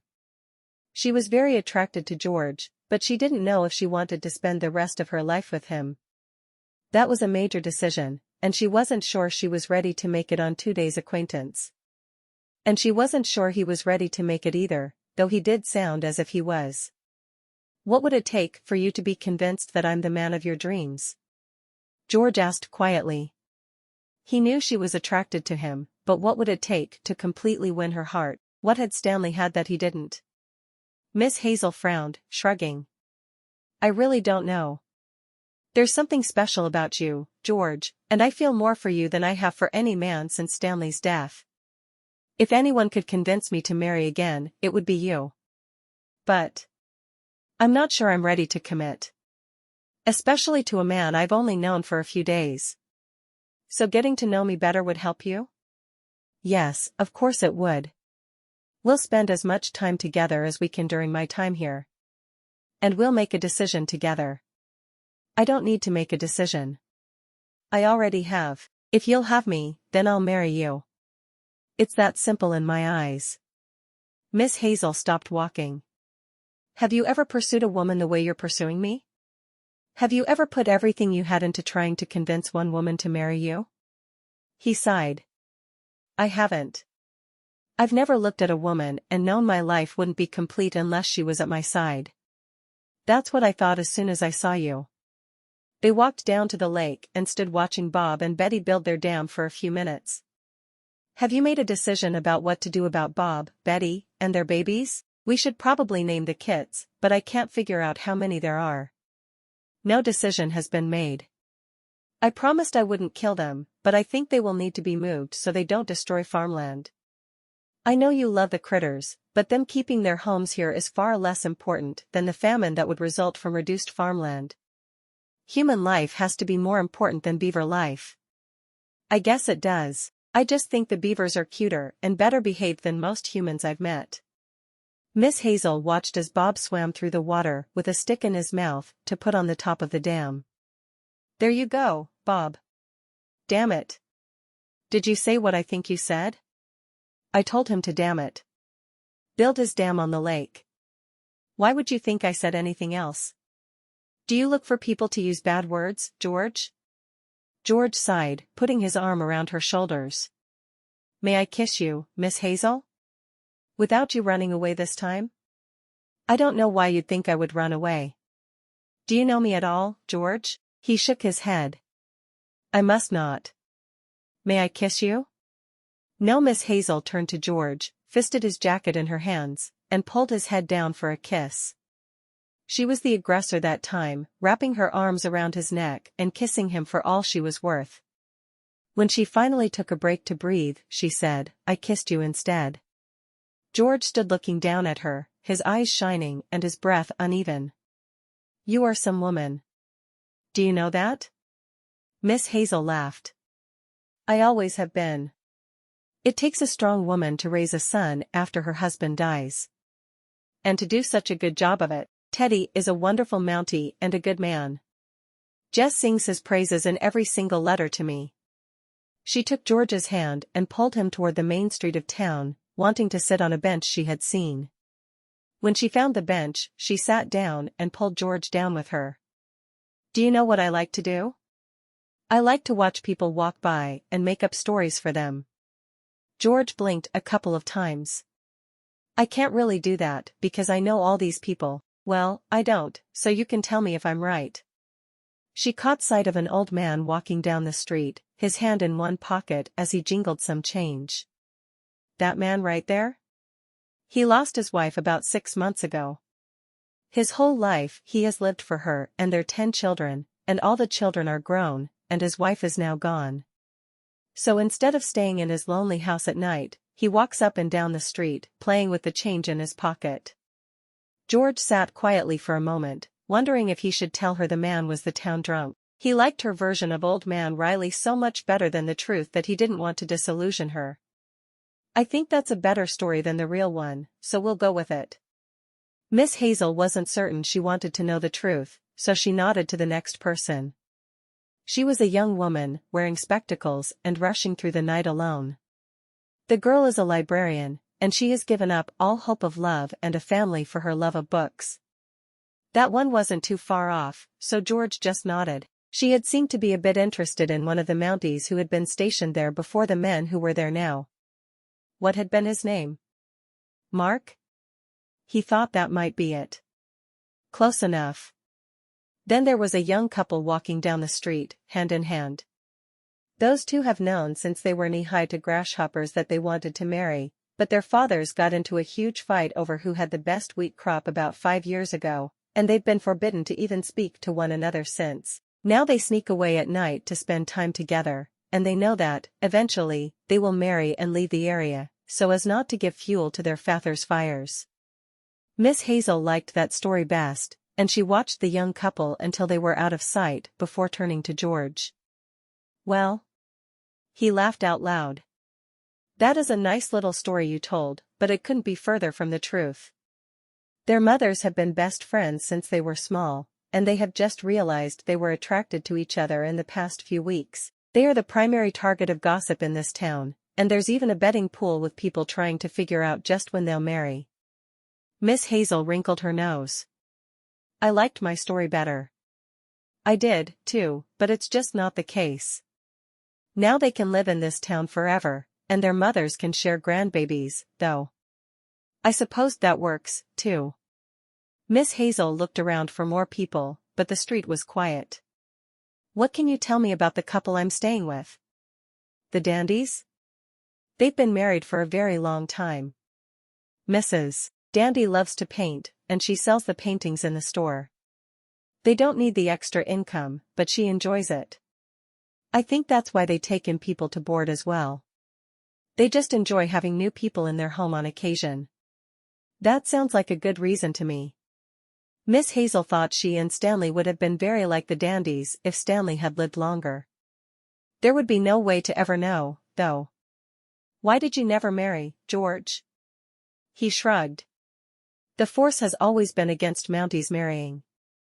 It's not strictly forbidden, of course, but it's not encouraged either. When I became a Mountie, I knew what I was giving up, and truly, there was never a woman I saw who made me feel like I wanted to do anything against what I had been taught. Then I saw you, and I knew I wanted to change things up. If I said I'd marry you, would you want to marry immediately, or would you want to wait until you retired? I'd want to marry right away, but I'd be willing to wait until I retired if that would make you feel better about it. George turned to her fully, hoping she was saying what he thought she was saying. Does that mean you're agreeing to marry me? She shook her head. That means I'm willing to think about marrying you. I can't make a decision like that so quickly. I need to know every little thing about you. He sighed. I don't know how you can travel across the country with young ladies, expecting to make them marry whatever men they meet, and yet you won't marry whomever you meet yourself. She shrugged. I tend to feel something when I touch the letters. I know who is right for whom. Of course, this last time, I dropped 2 of the letters, but I'm sure I ended up giving them to the right girls. They're all doing all right anyway. And you said you matched your son to his wife? Was he happy with the match? Well, he would have been if I hadn't surprised him with it. She briefly explained how she had told Jess she was going there to marry Teddy, but she'd only told Teddy she was bringing a traveling companion. We almost left to go back to Ottawa, but Teddy finally realized what he'd be missing out on without Jess in his life. And now they have little Jack, and that baby just makes me the happiest woman alive. And that's before you meet him. Just think about how much you're going to love him when you get your hands on him. Miss Hazel grinned as she nodded. I cannot wait for that day. I sometimes think I should wrap things up here soon, and then go there to spend time with my Jack, but then I think I should stay here as long as I can, so I can get to know you. It's odd to be pulled in 2 different directions. He frowned. You still have to make sure the girls are settling in before you leave, right? Yes, I do. Well, if the girls settle in before you make a decision, you could go and meet your grandbaby and spend time with family, and then I could go there and meet you. I would like to meet your son anyway. It sounds like without him, you never would have started this business of yours, and we never would have had a chance to meet. You'd do that? You'd follow me, unsure whether I was going to marry you or not. If I thought there was the slightest chance, I would follow you. You're awfully special to me, Miss Hazel. I can no longer imagine growing old alone. Are you sure you're not already old? She asked, a twinkle in her eye that did not escape his notice. I'm sure. Because you make me feel young again. I'm not sure what is so special about you, but there's something. I feel like I can do anything with you at my side. George felt like a bit of a fool, putting his feelings into words, but he could tell they were what she needed to hear. Anything? He nodded. Well, within reason. I don't think I could jump from a tree and fly or anything. She pouted at him. Well, that's not anything then, is it? I climbed a tree last summer. It wasn't something I should have done. He grinned, picturing her in the tree. What happened? The poor bride I was with had to run to the local Mountie office and find someone to come and rescue me. It was humiliating. And then Teddy heard about it, and he told me to stop climbing trees. Like I would do it again after that embarrassment. It's like he thinks I'm a child sometimes. I can promise you that I will never think of you as a child, Miss Hazel. I think you're a mighty fine woman. She shook her head, truly wondering what it was he saw in her. She started to ask, but then she changed her mind. It felt too good to have a man like him enamored with a woman like her. She wasn't going to make him question his feelings and try to figure out what he saw in her. It wasn't wise. You're a special kind of man, George. He wove his fingers through hers, continuing to sit looking out at the quiet street. It was after 10, but the sun had not yet set. It was a beautiful time of year, and he was happy to just sit there with her. What are your plans for tomorrow?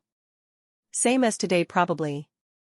I'll check on the girls, and I'll do some reading. I might work a little more on the romance novel I started this morning. Romance novel? I'm not sure a Mountie should be seen with a romance novelist. She laughed.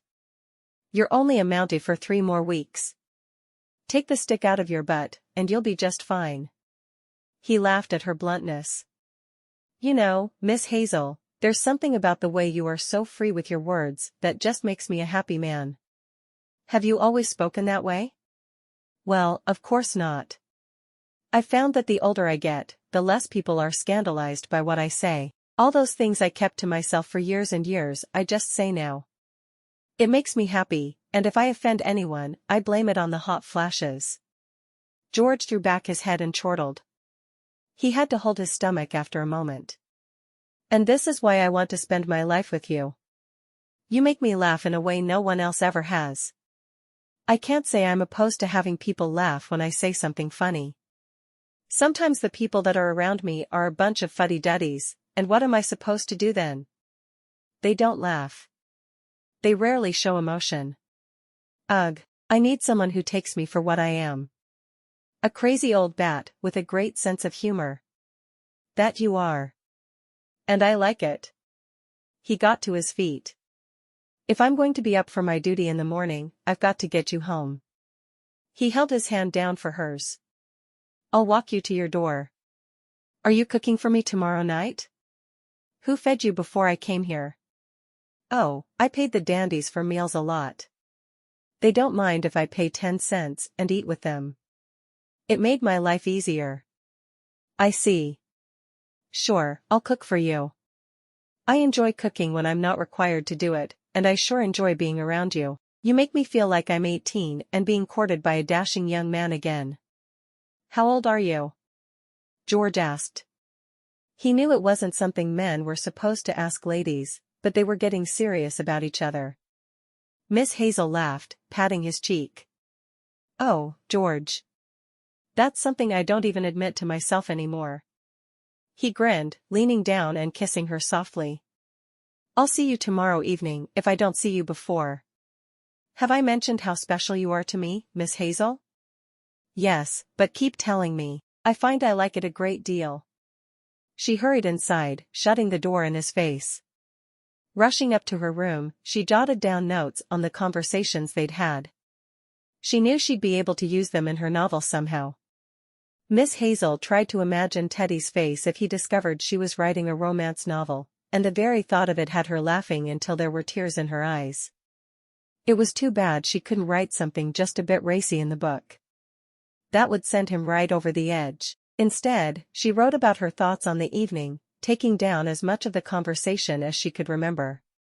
She would spend the next morning visiting the girls, her afternoon writing her novel, and her evening with George. What more could a woman of a certain age, who refused to divulge that age, ask for in life? She fell asleep with a smile on her lips.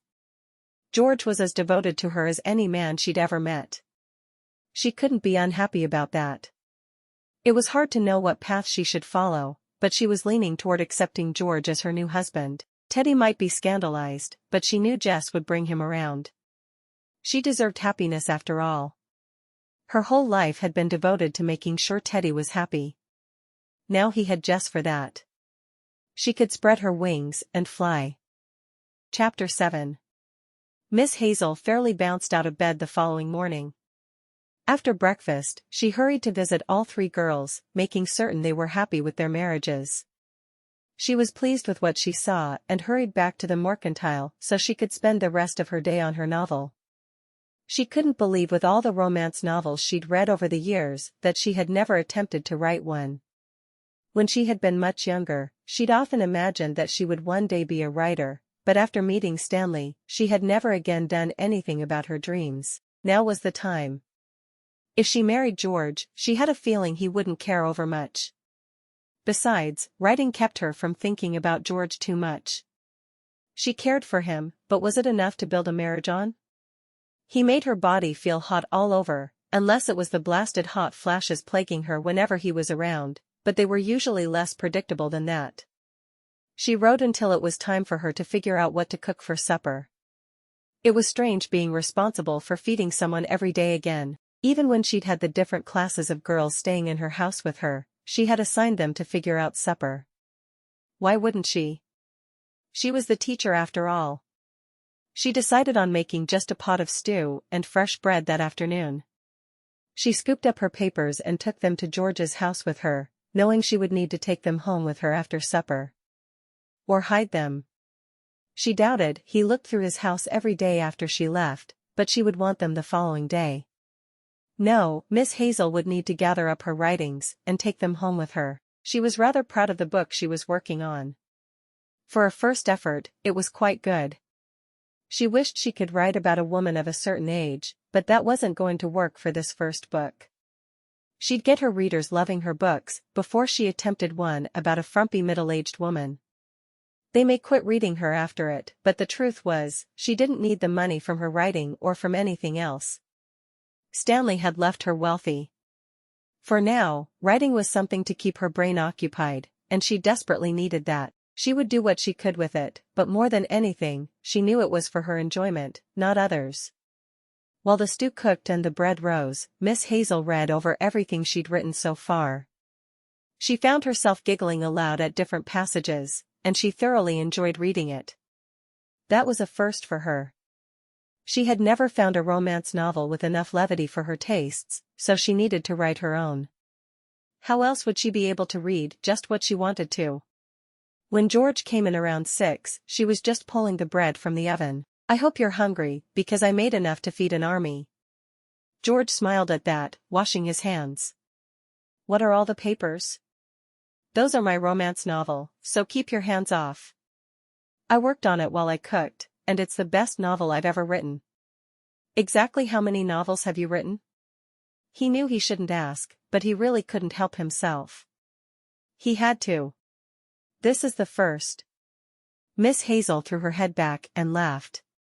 She loved that he never knew what would come out of her mouth. It made her very happy. George just shook his head. She made him laugh with most of her insanity, but sometimes he wasn't quite sure what to do with her. Other than kiss her. He was always willing to kiss her. "You scare me sometimes, Miss Hazel." "Good. Let's keep it that way. Sit down, and I'll bring you supper." George took his spot at the table and waited as she brought him a bowl and a hunk of fresh, hot bread. "I'd marry you just for the bread you'd make me. If I'm writing for a living and you're retired, don't you think you should be making me bread?" He shrugged. "I've never quite gotten the hang of it. I think you'd have to keep doing it. I've taught women who had never touched an oven before to bake bread. I assure you, it's something I can teach you." He sighed. "I'm sure you could." He waited as she sat down across from him before taking her hand and offering thanks for the meal and for being able to spend time with her. "I am a better teacher than I thought I'd be." She shrugged. "I do know I'm finished matching people, and I'm selling my home in Ottawa. I made those 2 decisions today. Maybe someone else will do the work I've done. Maybe there's no need for it any longer, but I suddenly don't have the desire. I feel like I'm meant to move on." "Where will you live if not in Ottawa?" He looked at her expectantly, hoping she would tell him she planned to move to Northwest Territories. "I think I'm going to find a home in British Columbia. Maybe not in Squirrel Ridge Junction like my family, but close enough that I can visit whenever I want.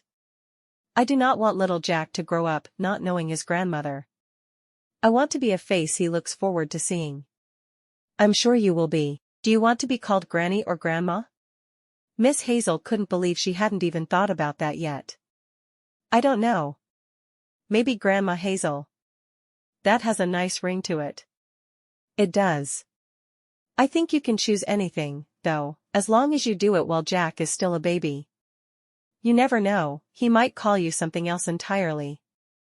"Oh, hopefully he doesn't get the persnickety gene from me. No one needs to have an argumentative child running around." George couldn't help but grin. "So you admit you're rather stubborn." Miss Hazel watched him over the water she was sipping. There would be no point in denying it. "Stubborn is putting it very mildly. So if I marry you, I can expect a lifetime of arguments?" She nodded emphatically. "Making up comes after every argument, you know." He grinned. "I like the way you think." "Good, because the way I think scares most people. If you weren't man enough to handle my thoughts, you certainly wouldn't be man enough to handle me for a wife. Tell me about your romance novel." George found he was fascinated by the fact she was trying to write a romance. He wanted to know exactly what she thought the perfect romance would be like. Maybe he could take some pointers from it, and the pointers would help him win her. "See, there's this boy and this girl. And they meet, and fall in love. Then they both live happily ever after." That seems rather simplistic. Have you ever read a romance novel, George?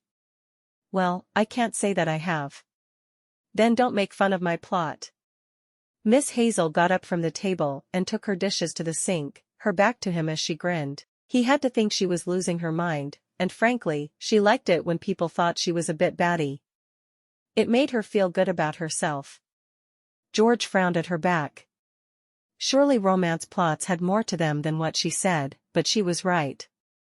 He'd never read one and had no right to criticize anything about what she was doing. He reached over and picked up her first page, starting to read it, but Miss Hazel obviously had a sixth sense because she whipped around and took the page from him. "Hey! I was going to read that. And now you're not.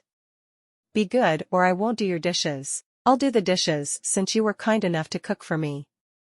He got to his feet only to see her shake her head. "Not tonight. You were at work all day, keeping Canada safe for people like me. I will do the dishes, and then we can walk again. Or we could play a card game. Do you play poker?" "Poker?" he asked. "Where did a lady like you learn to play poker?" "Oh, I don't play. I was hoping you'd teach me. No one thinks ladies of a certain age should play poker, and I'm of that certain age, and getting here means I should be able to do whatever I want to do. Within reason, of course. I don't think I should be able to behead a giraffe, but I would never want to." "Behead a giraffe? You do know giraffes aren't native to Canada, don't you, Miss Hazel?" "Well, of course, I know that. Do I look stupid to you, George?" "No, you don't look stupid, but I had to wonder when you mentioned beheading a giraffe. It's not something people talk about every day." "Well, of course not. Are you daft? Why would people talk about beheading giraffes? That's just sick." George decided his best practice at that moment was to refuse to engage. He had no idea why she'd said something so crazy, but he couldn't ask. He'd just change the subject. It couldn't be a bad thing to do. "What's the weather like in Ottawa at this time of year?" Miss Hazel laughed delightedly. Feeling the need to change the subject quickly? "You have to admit, that topic was odd even for you." "Even for me? Are you saying I tend to discuss odd things?" George was afraid to answer her. "Are the dishes almost done? Do you want to walk by the lake again?" "Almost, and no. Let's walk in the other direction. We'll walk out of town for a ways. I like the idea of a long romantic walk tonight. We could walk for hours." George nodded. "Sounds good to me." And he was surprised that it did. He was usually so exhausted when he got home from work that all he wanted to do was sit around, but being around her invigorated him. "What about learning to play poker?" "We'll do that when it rains. It's too nice out to want to stay inside playing cards.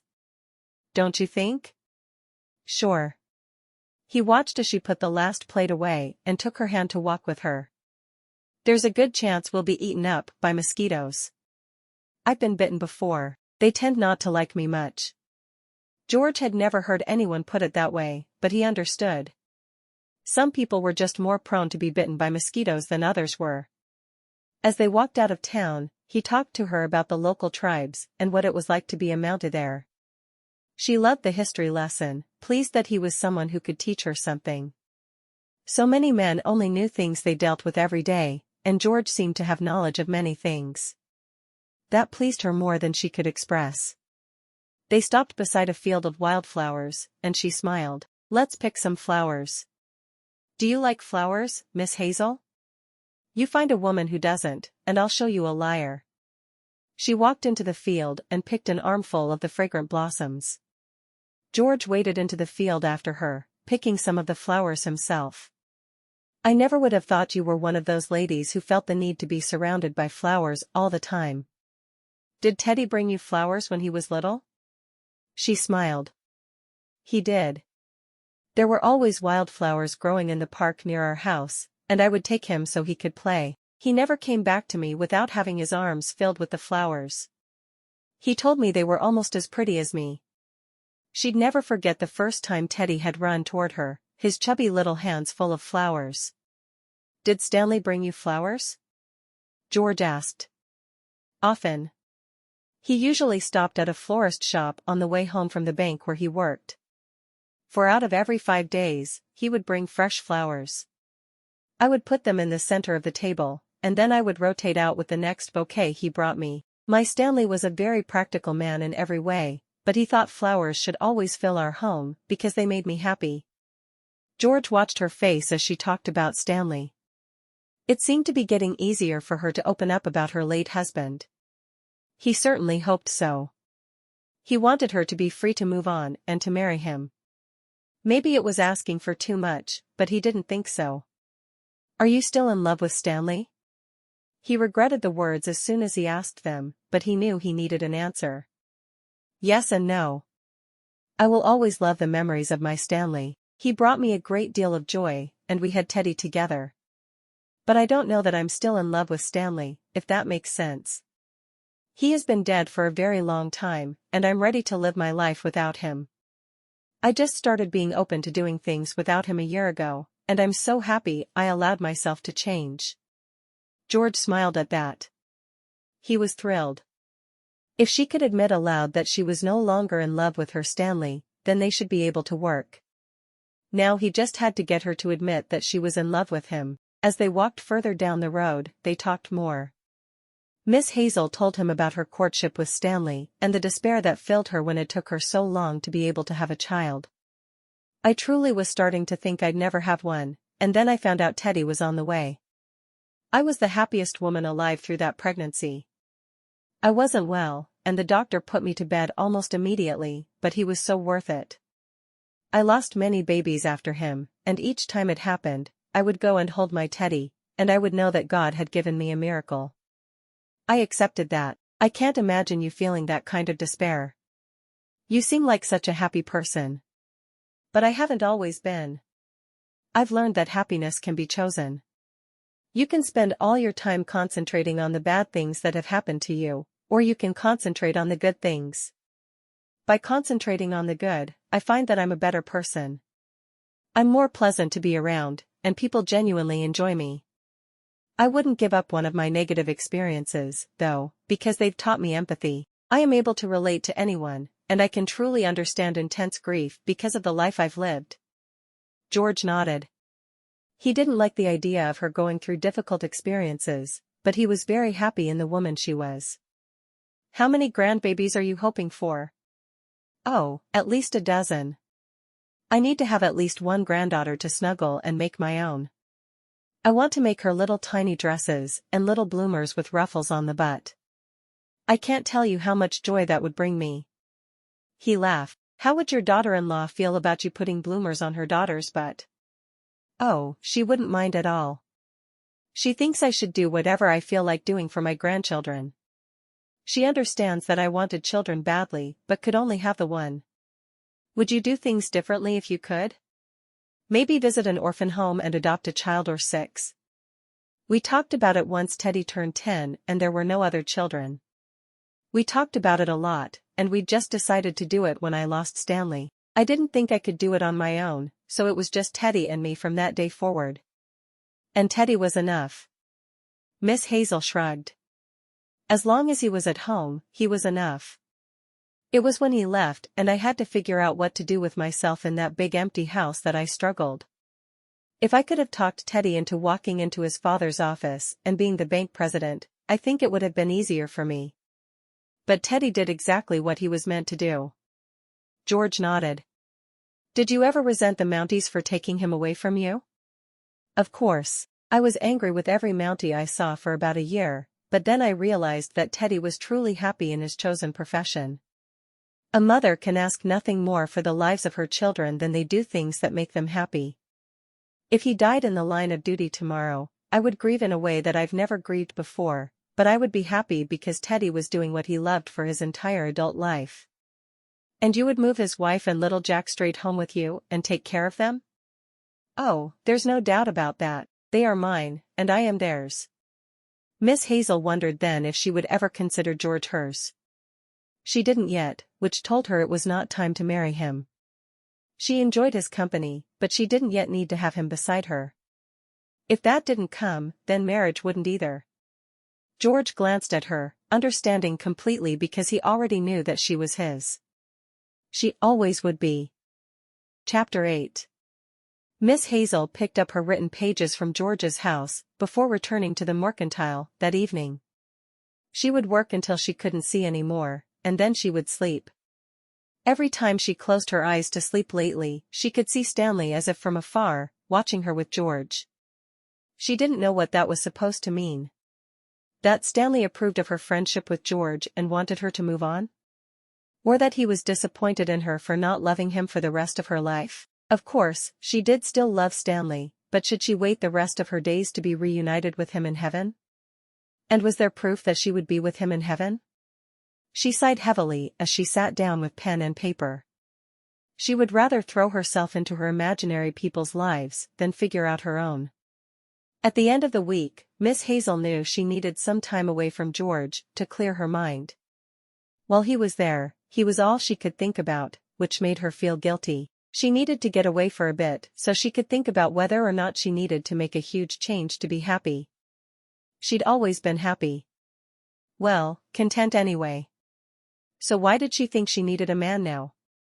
Miss Hazel fixed supper for George that evening, knowing that she was going to tell him she was leaving. The girls were all content in their marriages and quite happy, so why would she need to stay around town? No, it was time for her to think about her own life and stop thinking about everyone else's. She'd go see little Jack, along with his parents, who paled in comparison to her grandbaby, and then she would make decisions. She had supper ready when George got home, as she had every night for a week. As she served him, he watched her. "You're leaving, aren't you?" She nodded. "I am. The girls don't need me anymore. They're happy now, even though there was a bit of a mix-up with 2 of the letters. That's neither here nor there, though. It's time for me to go meet my grandbaby and decide what I'm going to do from here. I'm still not sure. Will you still be there in 2 weeks when I retire?" he asked softly. "I do believe I will. Teddy won't much like it, but I'm going to stay for a good long while. A new mother needs help with her baby, and who better to help than the doting grandmother? May I go see you there?" He held his breath as he waited for her answer. He had to know if she would allow him to visit near her precious family. He knew they meant everything in the whole world to her, but did he mean half as much? "Yes, of course you may. I'd like you to meet Teddy." She didn't meet his eyes as she told him because as of that moment, she was uncertain what her thoughts about his visit would be. Time would tell. "Will you go for one more walk with me tonight?" "I would love to," Miss Hazel told him, her hand covering his. "I'm not abandoning you. My job here is simply finished." "And may I see you off tomorrow?" George asked softly. "I'm going to need someone to help me with my luggage. I'm capable, but I prefer to have a man deal with the heavy things." She smiled at him, letting him know without words that it wasn't the only reason she was allowing him to see her off. "Good. What time does your train leave?" 10:15. "I'll want to leave the Dandies by about 9:30. I tend to prefer to be early rather than late for everything. I don't expect the world to wait on me like some people do. I'll be there at 9:15 then. I can carry your things down the stairs for you." "Thank you. I appreciate your willingness to see me off." And to say goodbye, even if it was just for a short while, she felt as if her heart was being wrenched from her. Had she spent too much time with him?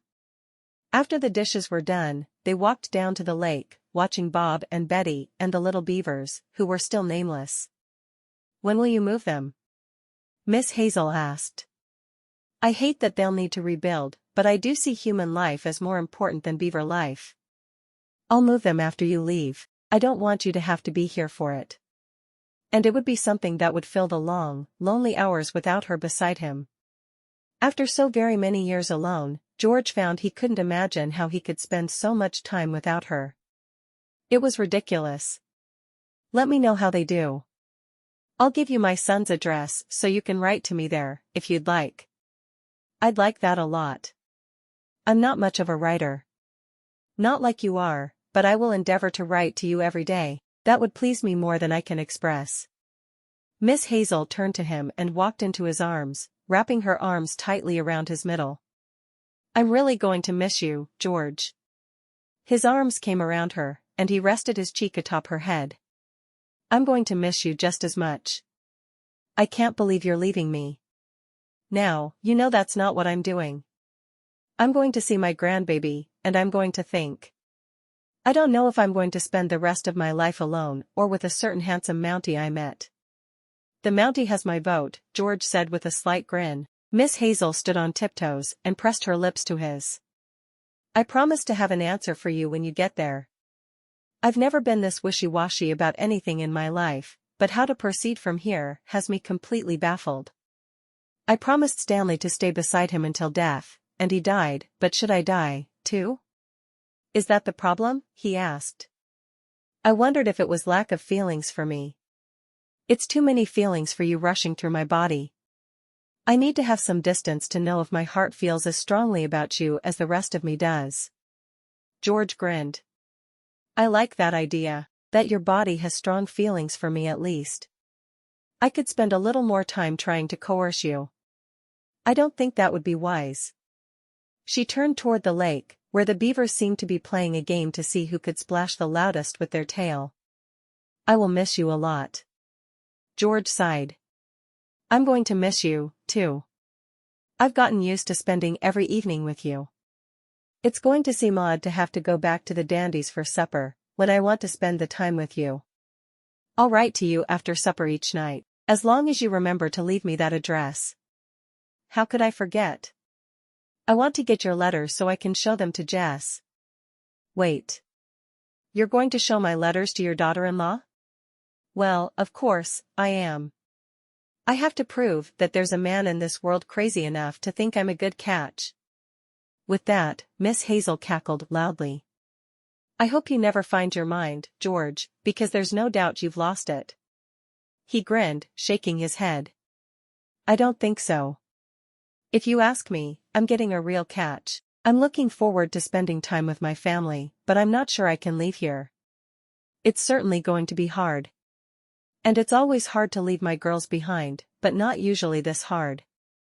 How many girls have you left? She shrugged. I'm not sure. I'm a writer, not a mathematician. George slipped his arm around her waist as he led her toward the other side of the lake. I think there are 4 babies and not just 3, he said softly, bringing her to the other vantage point. This side of the lake is just as pretty as the other. Why do we never come over here?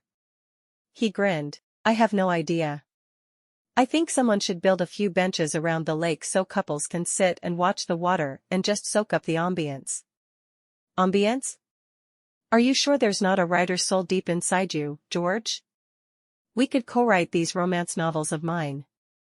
I think I'd be more given to writing adventure novels. The Crazed Mountie and the Bride He Left Behind. Please don't ever write that book.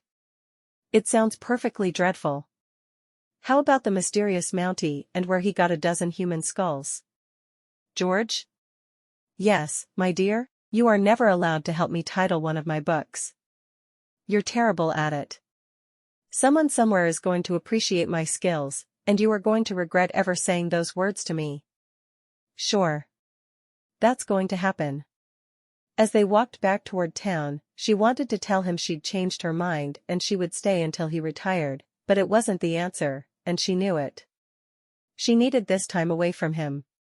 If he wasn't her first thought every morning and her last thought before sleep, well, then maybe she was simply not in love with him, and she had to find out how her Teddy would feel about getting a stepfather. As important as George was rapidly becoming, Teddy, Jess, and little Jack were her family, the people she loved above all others. Do you have to leave? He asked softly as they reached the mercantile. I'm not ready for you to go. He'd told her he would let her leave without a complaint, but now that the time was near, he found he had to complain just a little. I'm not ready to leave yet either, but I have to. My mind is confused here, and I need to know if I belong with you or back in Ottawa or with my family. I think I've decided to sell the home in Ottawa, but I raised my son there. I lived there with my husband. My husband died in that very home. How can I just sell it as if it's a piece of real estate that I care nothing about? It's not just a piece of real estate. I do understand that. I support you in whatever decision you make. If you decide you want to keep the house in Ottawa and be married to me, I will move there with you. You have the right to make these important decisions for yourself. But you hate cities. Yes, I do, but I love you more than I've ever hated a city. He drew her close and brushed her lips with his. I'm going to miss you every minute you're away. I hope you have the answer I'm looking for when I get to Squirrel Ridge Junction. I'm sure I will. I will write the address there for you tonight and give it to you tomorrow before I get on that train. She hugged him close one more time, needing to feel his strength so she could leave him. I'll be here just after 9. Don't worry. You won't be carrying your own luggage to the train station. I knew I wouldn't. How could a big strong Mountie let me do that? He smiled and waved. Good night, Miss Hazel. Good night, George. Chapter 9. When Miss Hazel arrived in British Columbia, she got off the train and wandered through the village to Teddy and Jess's cabin. When she stopped at the door, she heard a small voice raised in a cry and her daughter-in-law's sweet-voiced answer. Now, Jack, you know you don't want to keep that yucky diaper on. You have to let Mama change it, and then you can eat. The diaper has to come first. There was a short laugh. Oh, I know you're mad. Let me just put this other diaper on you, and you can nurse. I know. I know. Miss Hazel knocked softly, enjoying listening to the conversation going on inside the house, but knowing she needed to hold that grandbaby of hers. When Jess opened the door, she grinned, handing her the baby immediately. Why didn't you write to us that you were coming? We didn't expect you for at least a week yet. Miss Hazel couldn't answer Jess, because she was completely engrossed in the small child she held in her arms. He had dark hair, like her Teddy, and he was definitely as loud as his father. His mouth looked like Jess's, though. He's a perfect combination of you and Teddy, Jess smiled. He is, and he's also very hungry, so if you'll hand him to me, I'll feed him, and we can talk. Miss Hazel studied Jess for the first time, and she saw that her daughter-in-law looked tired. Very tired. Do you want to nurse him in bed, and I'll start supper? She had no idea what Jess was planning to fix for supper, but the cabin was messier than she'd ever seen it. Jess was a housekeeper and a cook first and foremost. Miss Hazel couldn't believe how messy things were. Would you mind? I have a cold, and I've been sleeping more than I should, so I haven't been able to keep up with the house and the baby and keep everyone fed. I'm sorry you had to see the house this way. I don't mind at all. Head back to bed, and I'll take care of everything. As soon as Jess disappeared into the bedroom with little Jack, Miss Hazel hurried around the cabin, picking up all the dirty clothes and putting them in a pile to be washed. The table was dirty, and the morning dishes sat in the basin ready to be washed. Jess must be sicker than she had let on. By the time Teddy returned at the end of his workday, the cabin was spotless, and his favorite meal of chicken and dumplings was cooking on the stove. He took one step inside and sniffed deeply. You must be feeling better today. His hat was hung neatly on its hook on the wall. When he turned, he stopped. Mom. Hello. I came in on the train this afternoon. I see that. We weren't expecting you yet. Where's Jess? Teddy stood and looked at his mother for just a moment before moving on. She wasn't feeling well, so I told her to nurse the baby in bed, and I cleaned and cooked. She didn't look good. Where are her friends? Miss Hazel had half a mind to march to the cabins, where she knew Jess had 4 friends living, and find out why they weren't there helping out the young mother. They're all either sick or pregnant and afraid of getting sick. It didn't make sense for anyone to come and help out, so I've been doing the best I could in the evenings after work. Teddy ran his fingers through his hair. I'm sorry you had to come when everything looked so bad. No, I'm glad I'm here to help. Miss Hazel hugged her son. It's good to see you, Teddy, and I'll stay until Jess is back on her feet. Thank you. I was sure hoping you'd say that. He stood back and looked at her for a moment. You're not just here to see the baby, are you? Miss Hazel shrugged, blushing a little. I've met a man. Teddy blinked a few times, obviously shocked. You have? Yes, I didn't mean to meet him, but he was the commander for the last 3 girls I dropped off. Miss Hazel moved to the table, her eyes never leaving Teddy's face. If you don't like the idea of me seeing someone, or marrying again, you need to tell me now. But honestly, I'm not sure if I'll be able to hold it together if you're against it. Teddy sat down across from his mother, taking her hand in his. Tell me about him. He must be awfully special to have caught your attention this way. Miss Hazel smiled. He's been a Mountie for a lot of years, and he retires in a couple of weeks. I wasn't sure if I should stay, because I felt so much guilt for having feelings for someone else, and now I'm missing him horribly. He's going to come here as soon as he retires so he can meet you. Have you agreed to marry him? Teddy asked. Not yet, that's another reason he's coming here. He's waiting for my answer to his proposal. His many proposals. He asked me almost every day we were together. It sounds like he's in love with you. How do you feel about him? She sighed heavily. While I was with him, I wasn't sure if lust was coloring how my heart truly felt, but now that we're apart, I can't stop thinking about him. I want him beside me every minute of every day, and I know that seems a little crazy, but it's how I feel. She looked down at her hands. I also feel like your father doesn't want us together, which is just plain silly, but it's how I feel. Mom, you know Dad would have wanted you to be happy. I'm not sure why that's even an issue. She shrugged, a tear drifting down her face. Why do I feel like I'm betraying the love I had for him with George then? I don't know, but you're not. You need to get that through your thick head. He sighed. You convinced me that I needed Jess in my life. Now I need to convince you that you need this George. Need? Aren't you jumping the gun? You've never even met him. No, but I know that he's the first man you've been interested in since Dad died. That's 16 years. I want you to be happy and not spend your life alone. He wants to live on a mountain by a stream. In Northwest Territories. Teddy frowned. Can you convince him to live on a mountain by a stream in British Columbia? Where your son and grandson are? And my Jess. You can't forget her. He grinned. I would never forget your Jess. I want you to be close. It feels odd thinking that you might sell the house in Ottawa, but maybe it's time. You've lived there since you married. That's a very long time. It is. I would be selling a lot of memories, but I think I've decided that I'm selling regardless of whether or not I marry George. I don't need that huge house, and I'm done matchmaking. I'm going to be a romance writer.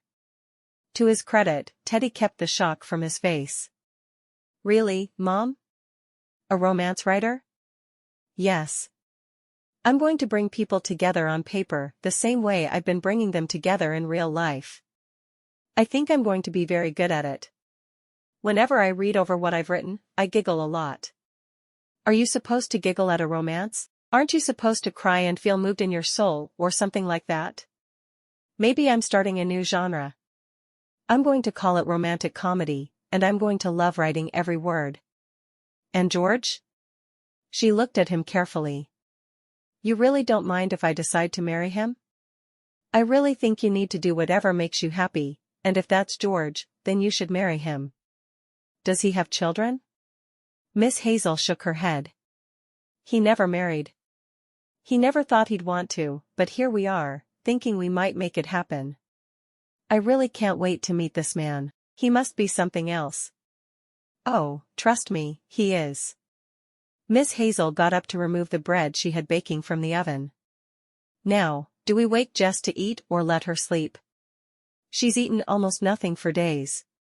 We need to feed her. She's not going to be able to keep feeding the baby otherwise. Through the following weeks, Miss Hazel nursed Jess back to health, spent hours just holding her grandbaby and looking at him, and thought about George. So far, she hadn't received a single letter from him, and she wasn't sure if that's because he never bothered to write her and forgot about her as soon as she got on the train or if the mail was just being slow as usual. She took many long walks around the small lake outside of Squirrel Ridge Junction, thinking about what she should do. He should have already retired, and she had no answer for him. She knew she was in love with him. That much was clear. She thought about him constantly, and she missed him so much she ached with it at times. But something was holding her back and making her feel as if she wasn't quite ready to marry him, though she had no idea what it could be. Working on her novel one afternoon while Jess made supper and the baby slept, she finally realized what it was that was bothering her. She felt deep down inside her that there was one person who was meant for another person. By marrying again, would she be saying that Stanley hadn't been the man she should have spent her entire life with? She shook her head because she knew the answer. She had been meant to spend the morning of her life with Stanley, the afternoon alone, but now it was the evening of her life, and she was meant to spend it with George. If he ever came after her or wrote her a letter, that was. Perhaps George's feelings hadn't been as strong as he'd thought they were. She should have married him before leaving Flying Squirrel, but how could she? Teddy needed to meet him first, and she'd needed to talk to her son about him. Jess turned from the stove, where she was stirring the stew she'd made. Thinking about George again? Miss Hazel smiled ruefully. Is it so obvious? It is. I'm so glad you've found someone you think is worth spending time with, Miss Hazel. I don't think you have any idea just how happy that makes me. Almost as happy as it makes me, I hope? Happier. You deserve to be in love and surrounded by people who care about you. I'm glad you think so. I just wish I knew if he still felt the same. I haven't received a single letter since I left Flying Squirrel, and I've about convinced myself that he has no desire to ever see me again, let alone marry me. Jess grinned. I remember when I was tormented about Teddy's feelings for me, but it all worked out in the end like you said it would. Take your own advice, Miss Hazel. This will all work out in the end. I bet he's going to be stepping off that train any day now, and you're going to be able to marry him immediately. Only if the pastor is here. I don't think anything could stop Teddy from going after him. Chapter 10. George felt his heart thumping hard in his chest when he got off the train in Squirrel Ridge Junction. He hadn't received a single letter from Miss Hazel, but he was glad because that meant she hadn't been able to tell him not to come. He was determined to convince her to marry him, but he wasn't sure how to go about doing it. After collecting his luggage, he spotted the Mountie office and headed there first. It was his first time to travel without the uniform on in many years, and he felt almost naked without it. Miss Hazel had never seen him without his uniform either. Hopefully she'd recognize him without it. He opened the door to the station and looked at the young man sitting at the desk. You wouldn't happen to be Teddy, would you? I prefer Theodore. Only my mother and my wife call me Teddy. George took a deep breath and held out his hand for the younger man to shake. I'm George Jacobs. I'm here to ask for your mother's hand in marriage. Theodore threw back his head and laughed. You have no idea how glad I am to see you. My mother has been wandering around town like a lovesick cow. She's making me absolutely crazy. George chuckled as the other man gripped his hand tightly. A lovesick cow? I'm not sure how my Miss Hazel would feel about you calling her that. She'll find it funny, Theodore said with a grin. She has a sense of humor that almost frightens the rest of us at times. So does this mean you're going to let me marry her? I've never let my mother do anything. She chooses what she wants to do and when she wants to do it. She's the most stubborn, independent woman I have ever met. If you're up for marrying her after I said that, then go for it. Thank you. Would you mind telling me where I might find the love of my life? My wife and son are usually napping at this time of day, so she's probably walking around the lake. She likes to start her afternoon with a walk, and then she sits down and writes her romance novel. Are you the one who encouraged her to write? I don't mind her having a hobby, but romance novels? George shook his head. You can't blame that one on me. She chose it all on her own, and I was hoping she'd move on past it, but I guess not. He looked at Theodore for a moment, adjusting the name in his head. Would you be willing to point me in the direction of the lake? I think I want to go talk to your mother. No doubt in my mind. I've arranged for you to stay in the jail while you're here. As a Mountie, I didn't think you'd mind. Not at all. George waited as Theodore gave him simple directions to the lake, and then he went in search of the woman he loved, praying she would give him the answer he so desperately needed. Miss Hazel sat on a bench on the shore of the small lake that was on the outskirts of Squirrel Ridge Junction. She stared out at the water, convinced that her Mountie would never come for her. It had been 4 weeks since she'd left Flying Squirrel, and if he wasn't there yet, he wasn't coming. It was time for her to go back to Ottawa, sell her house, and find a place to live that was closer to her son and his family. As she stood to walk back to the cabin and work on her novel, a figure in the distance caught her eye. It wasn't so much how he looked but his stride that was familiar to her. All at once, she knew her George was there, and she started running toward him. George ran toward her when he saw that Miss Hazel was running. When he finally reached her, he dropped his travel bag and pulled her into his arms, giving her a kiss that he hoped she'd never forget. "I've missed you," he said as he pulled away. "No letters. No visits. I was sure you'd given up on me, and you weren't coming after all. I'm here. Where else would I be? I sent letters every day, but I'm not surprised I beat them here. I had to do my paperwork that meant I was leaving the force, and then I had to sell my little plot of real estate. I need to live wherever my future wife lives, and I got the impression that would not be atop a mountain in Northwest Territories. Too cold for me, but I'll take British Columbia any day. Are there any mountains here that suit your fancy? I thought maybe we could look together." He kissed her once more, a smile on his face. "Does this mean what I think it means, Miss Hazel? That I'm going to marry you?" "Bet your sweet cheeks I'm going to marry you, George Jacobs. I thought we could take a wedding trip to Ottawa to sell my house, and then we'll come out here and find just the perfect place to live." "Sounds good to me. I will be happy as long as we're married and together. I need to introduce you to my family." Miss Hazel couldn't believe she was planning to marry a man who hadn't met her family yet.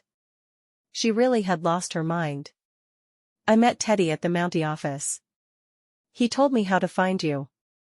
Now I just need to meet Jess and Jack. And I need to find out where the preacher is, because I don't want to wait another day before I marry you. I plan to have you in my bed every night, keeping me nice and warm." Miss Hazel laughed. "Let's go meet Jess then, and I'll send someone after the preacher. It might be a day or two before we can get him back here, but I know it can be done." "Are you joking? A day or two?" He groaned. "Do you have any idea how long I've waited to have the right to hold you in my arms all night? As long as I've waited for you, I'm sure. We're just going to have to wait, unless you want to ride with whomever goes after the preacher." "I would." She grinned at him, slipping her hand into his. "You know how to make me feel really good about myself, George. I guess that's why I love you so darn much." George stopped walking and pulled her into his arms again. Cupping her face in his hands, he said, "Say that again, would you? You know how to make me feel good about myself?" "No, silly, the other part. I love you, George. I should have told you before I left you, but I wanted to be 100% certain that it was my heart talking and not my libido." He kissed her again, holding her close. "Miss Hazel, those words have made me the happiest man alive. I don't know how I have lived so long without you. Will you marry me?" She laughed. "I already told you, but yes, I will marry you. Today, tomorrow, or next week. I will marry you." George smiled. "Will people be disappointed that you stopped your bride service?" "I don't think so. I started it because I needed to fill my days.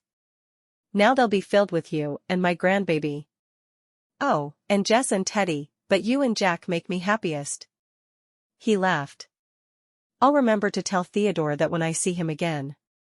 As they walked toward town, her hand held tightly in his, she said, "You do that. He won't even be surprised. He knows me." A note to our readers. Dear readers, thank you for joining us on this journey into the world of Canada in 1910 to 1911. We have loved every moment of writing this series for you, and we appreciate all the support. We have decided to end this series with Miss Hazel's story, bringing you full circle and helping you to see into the mind of the crazy old woman who started it all. Again, thanks for the support. We love you all. Kirsten, Kay, Cassie, and Amelia.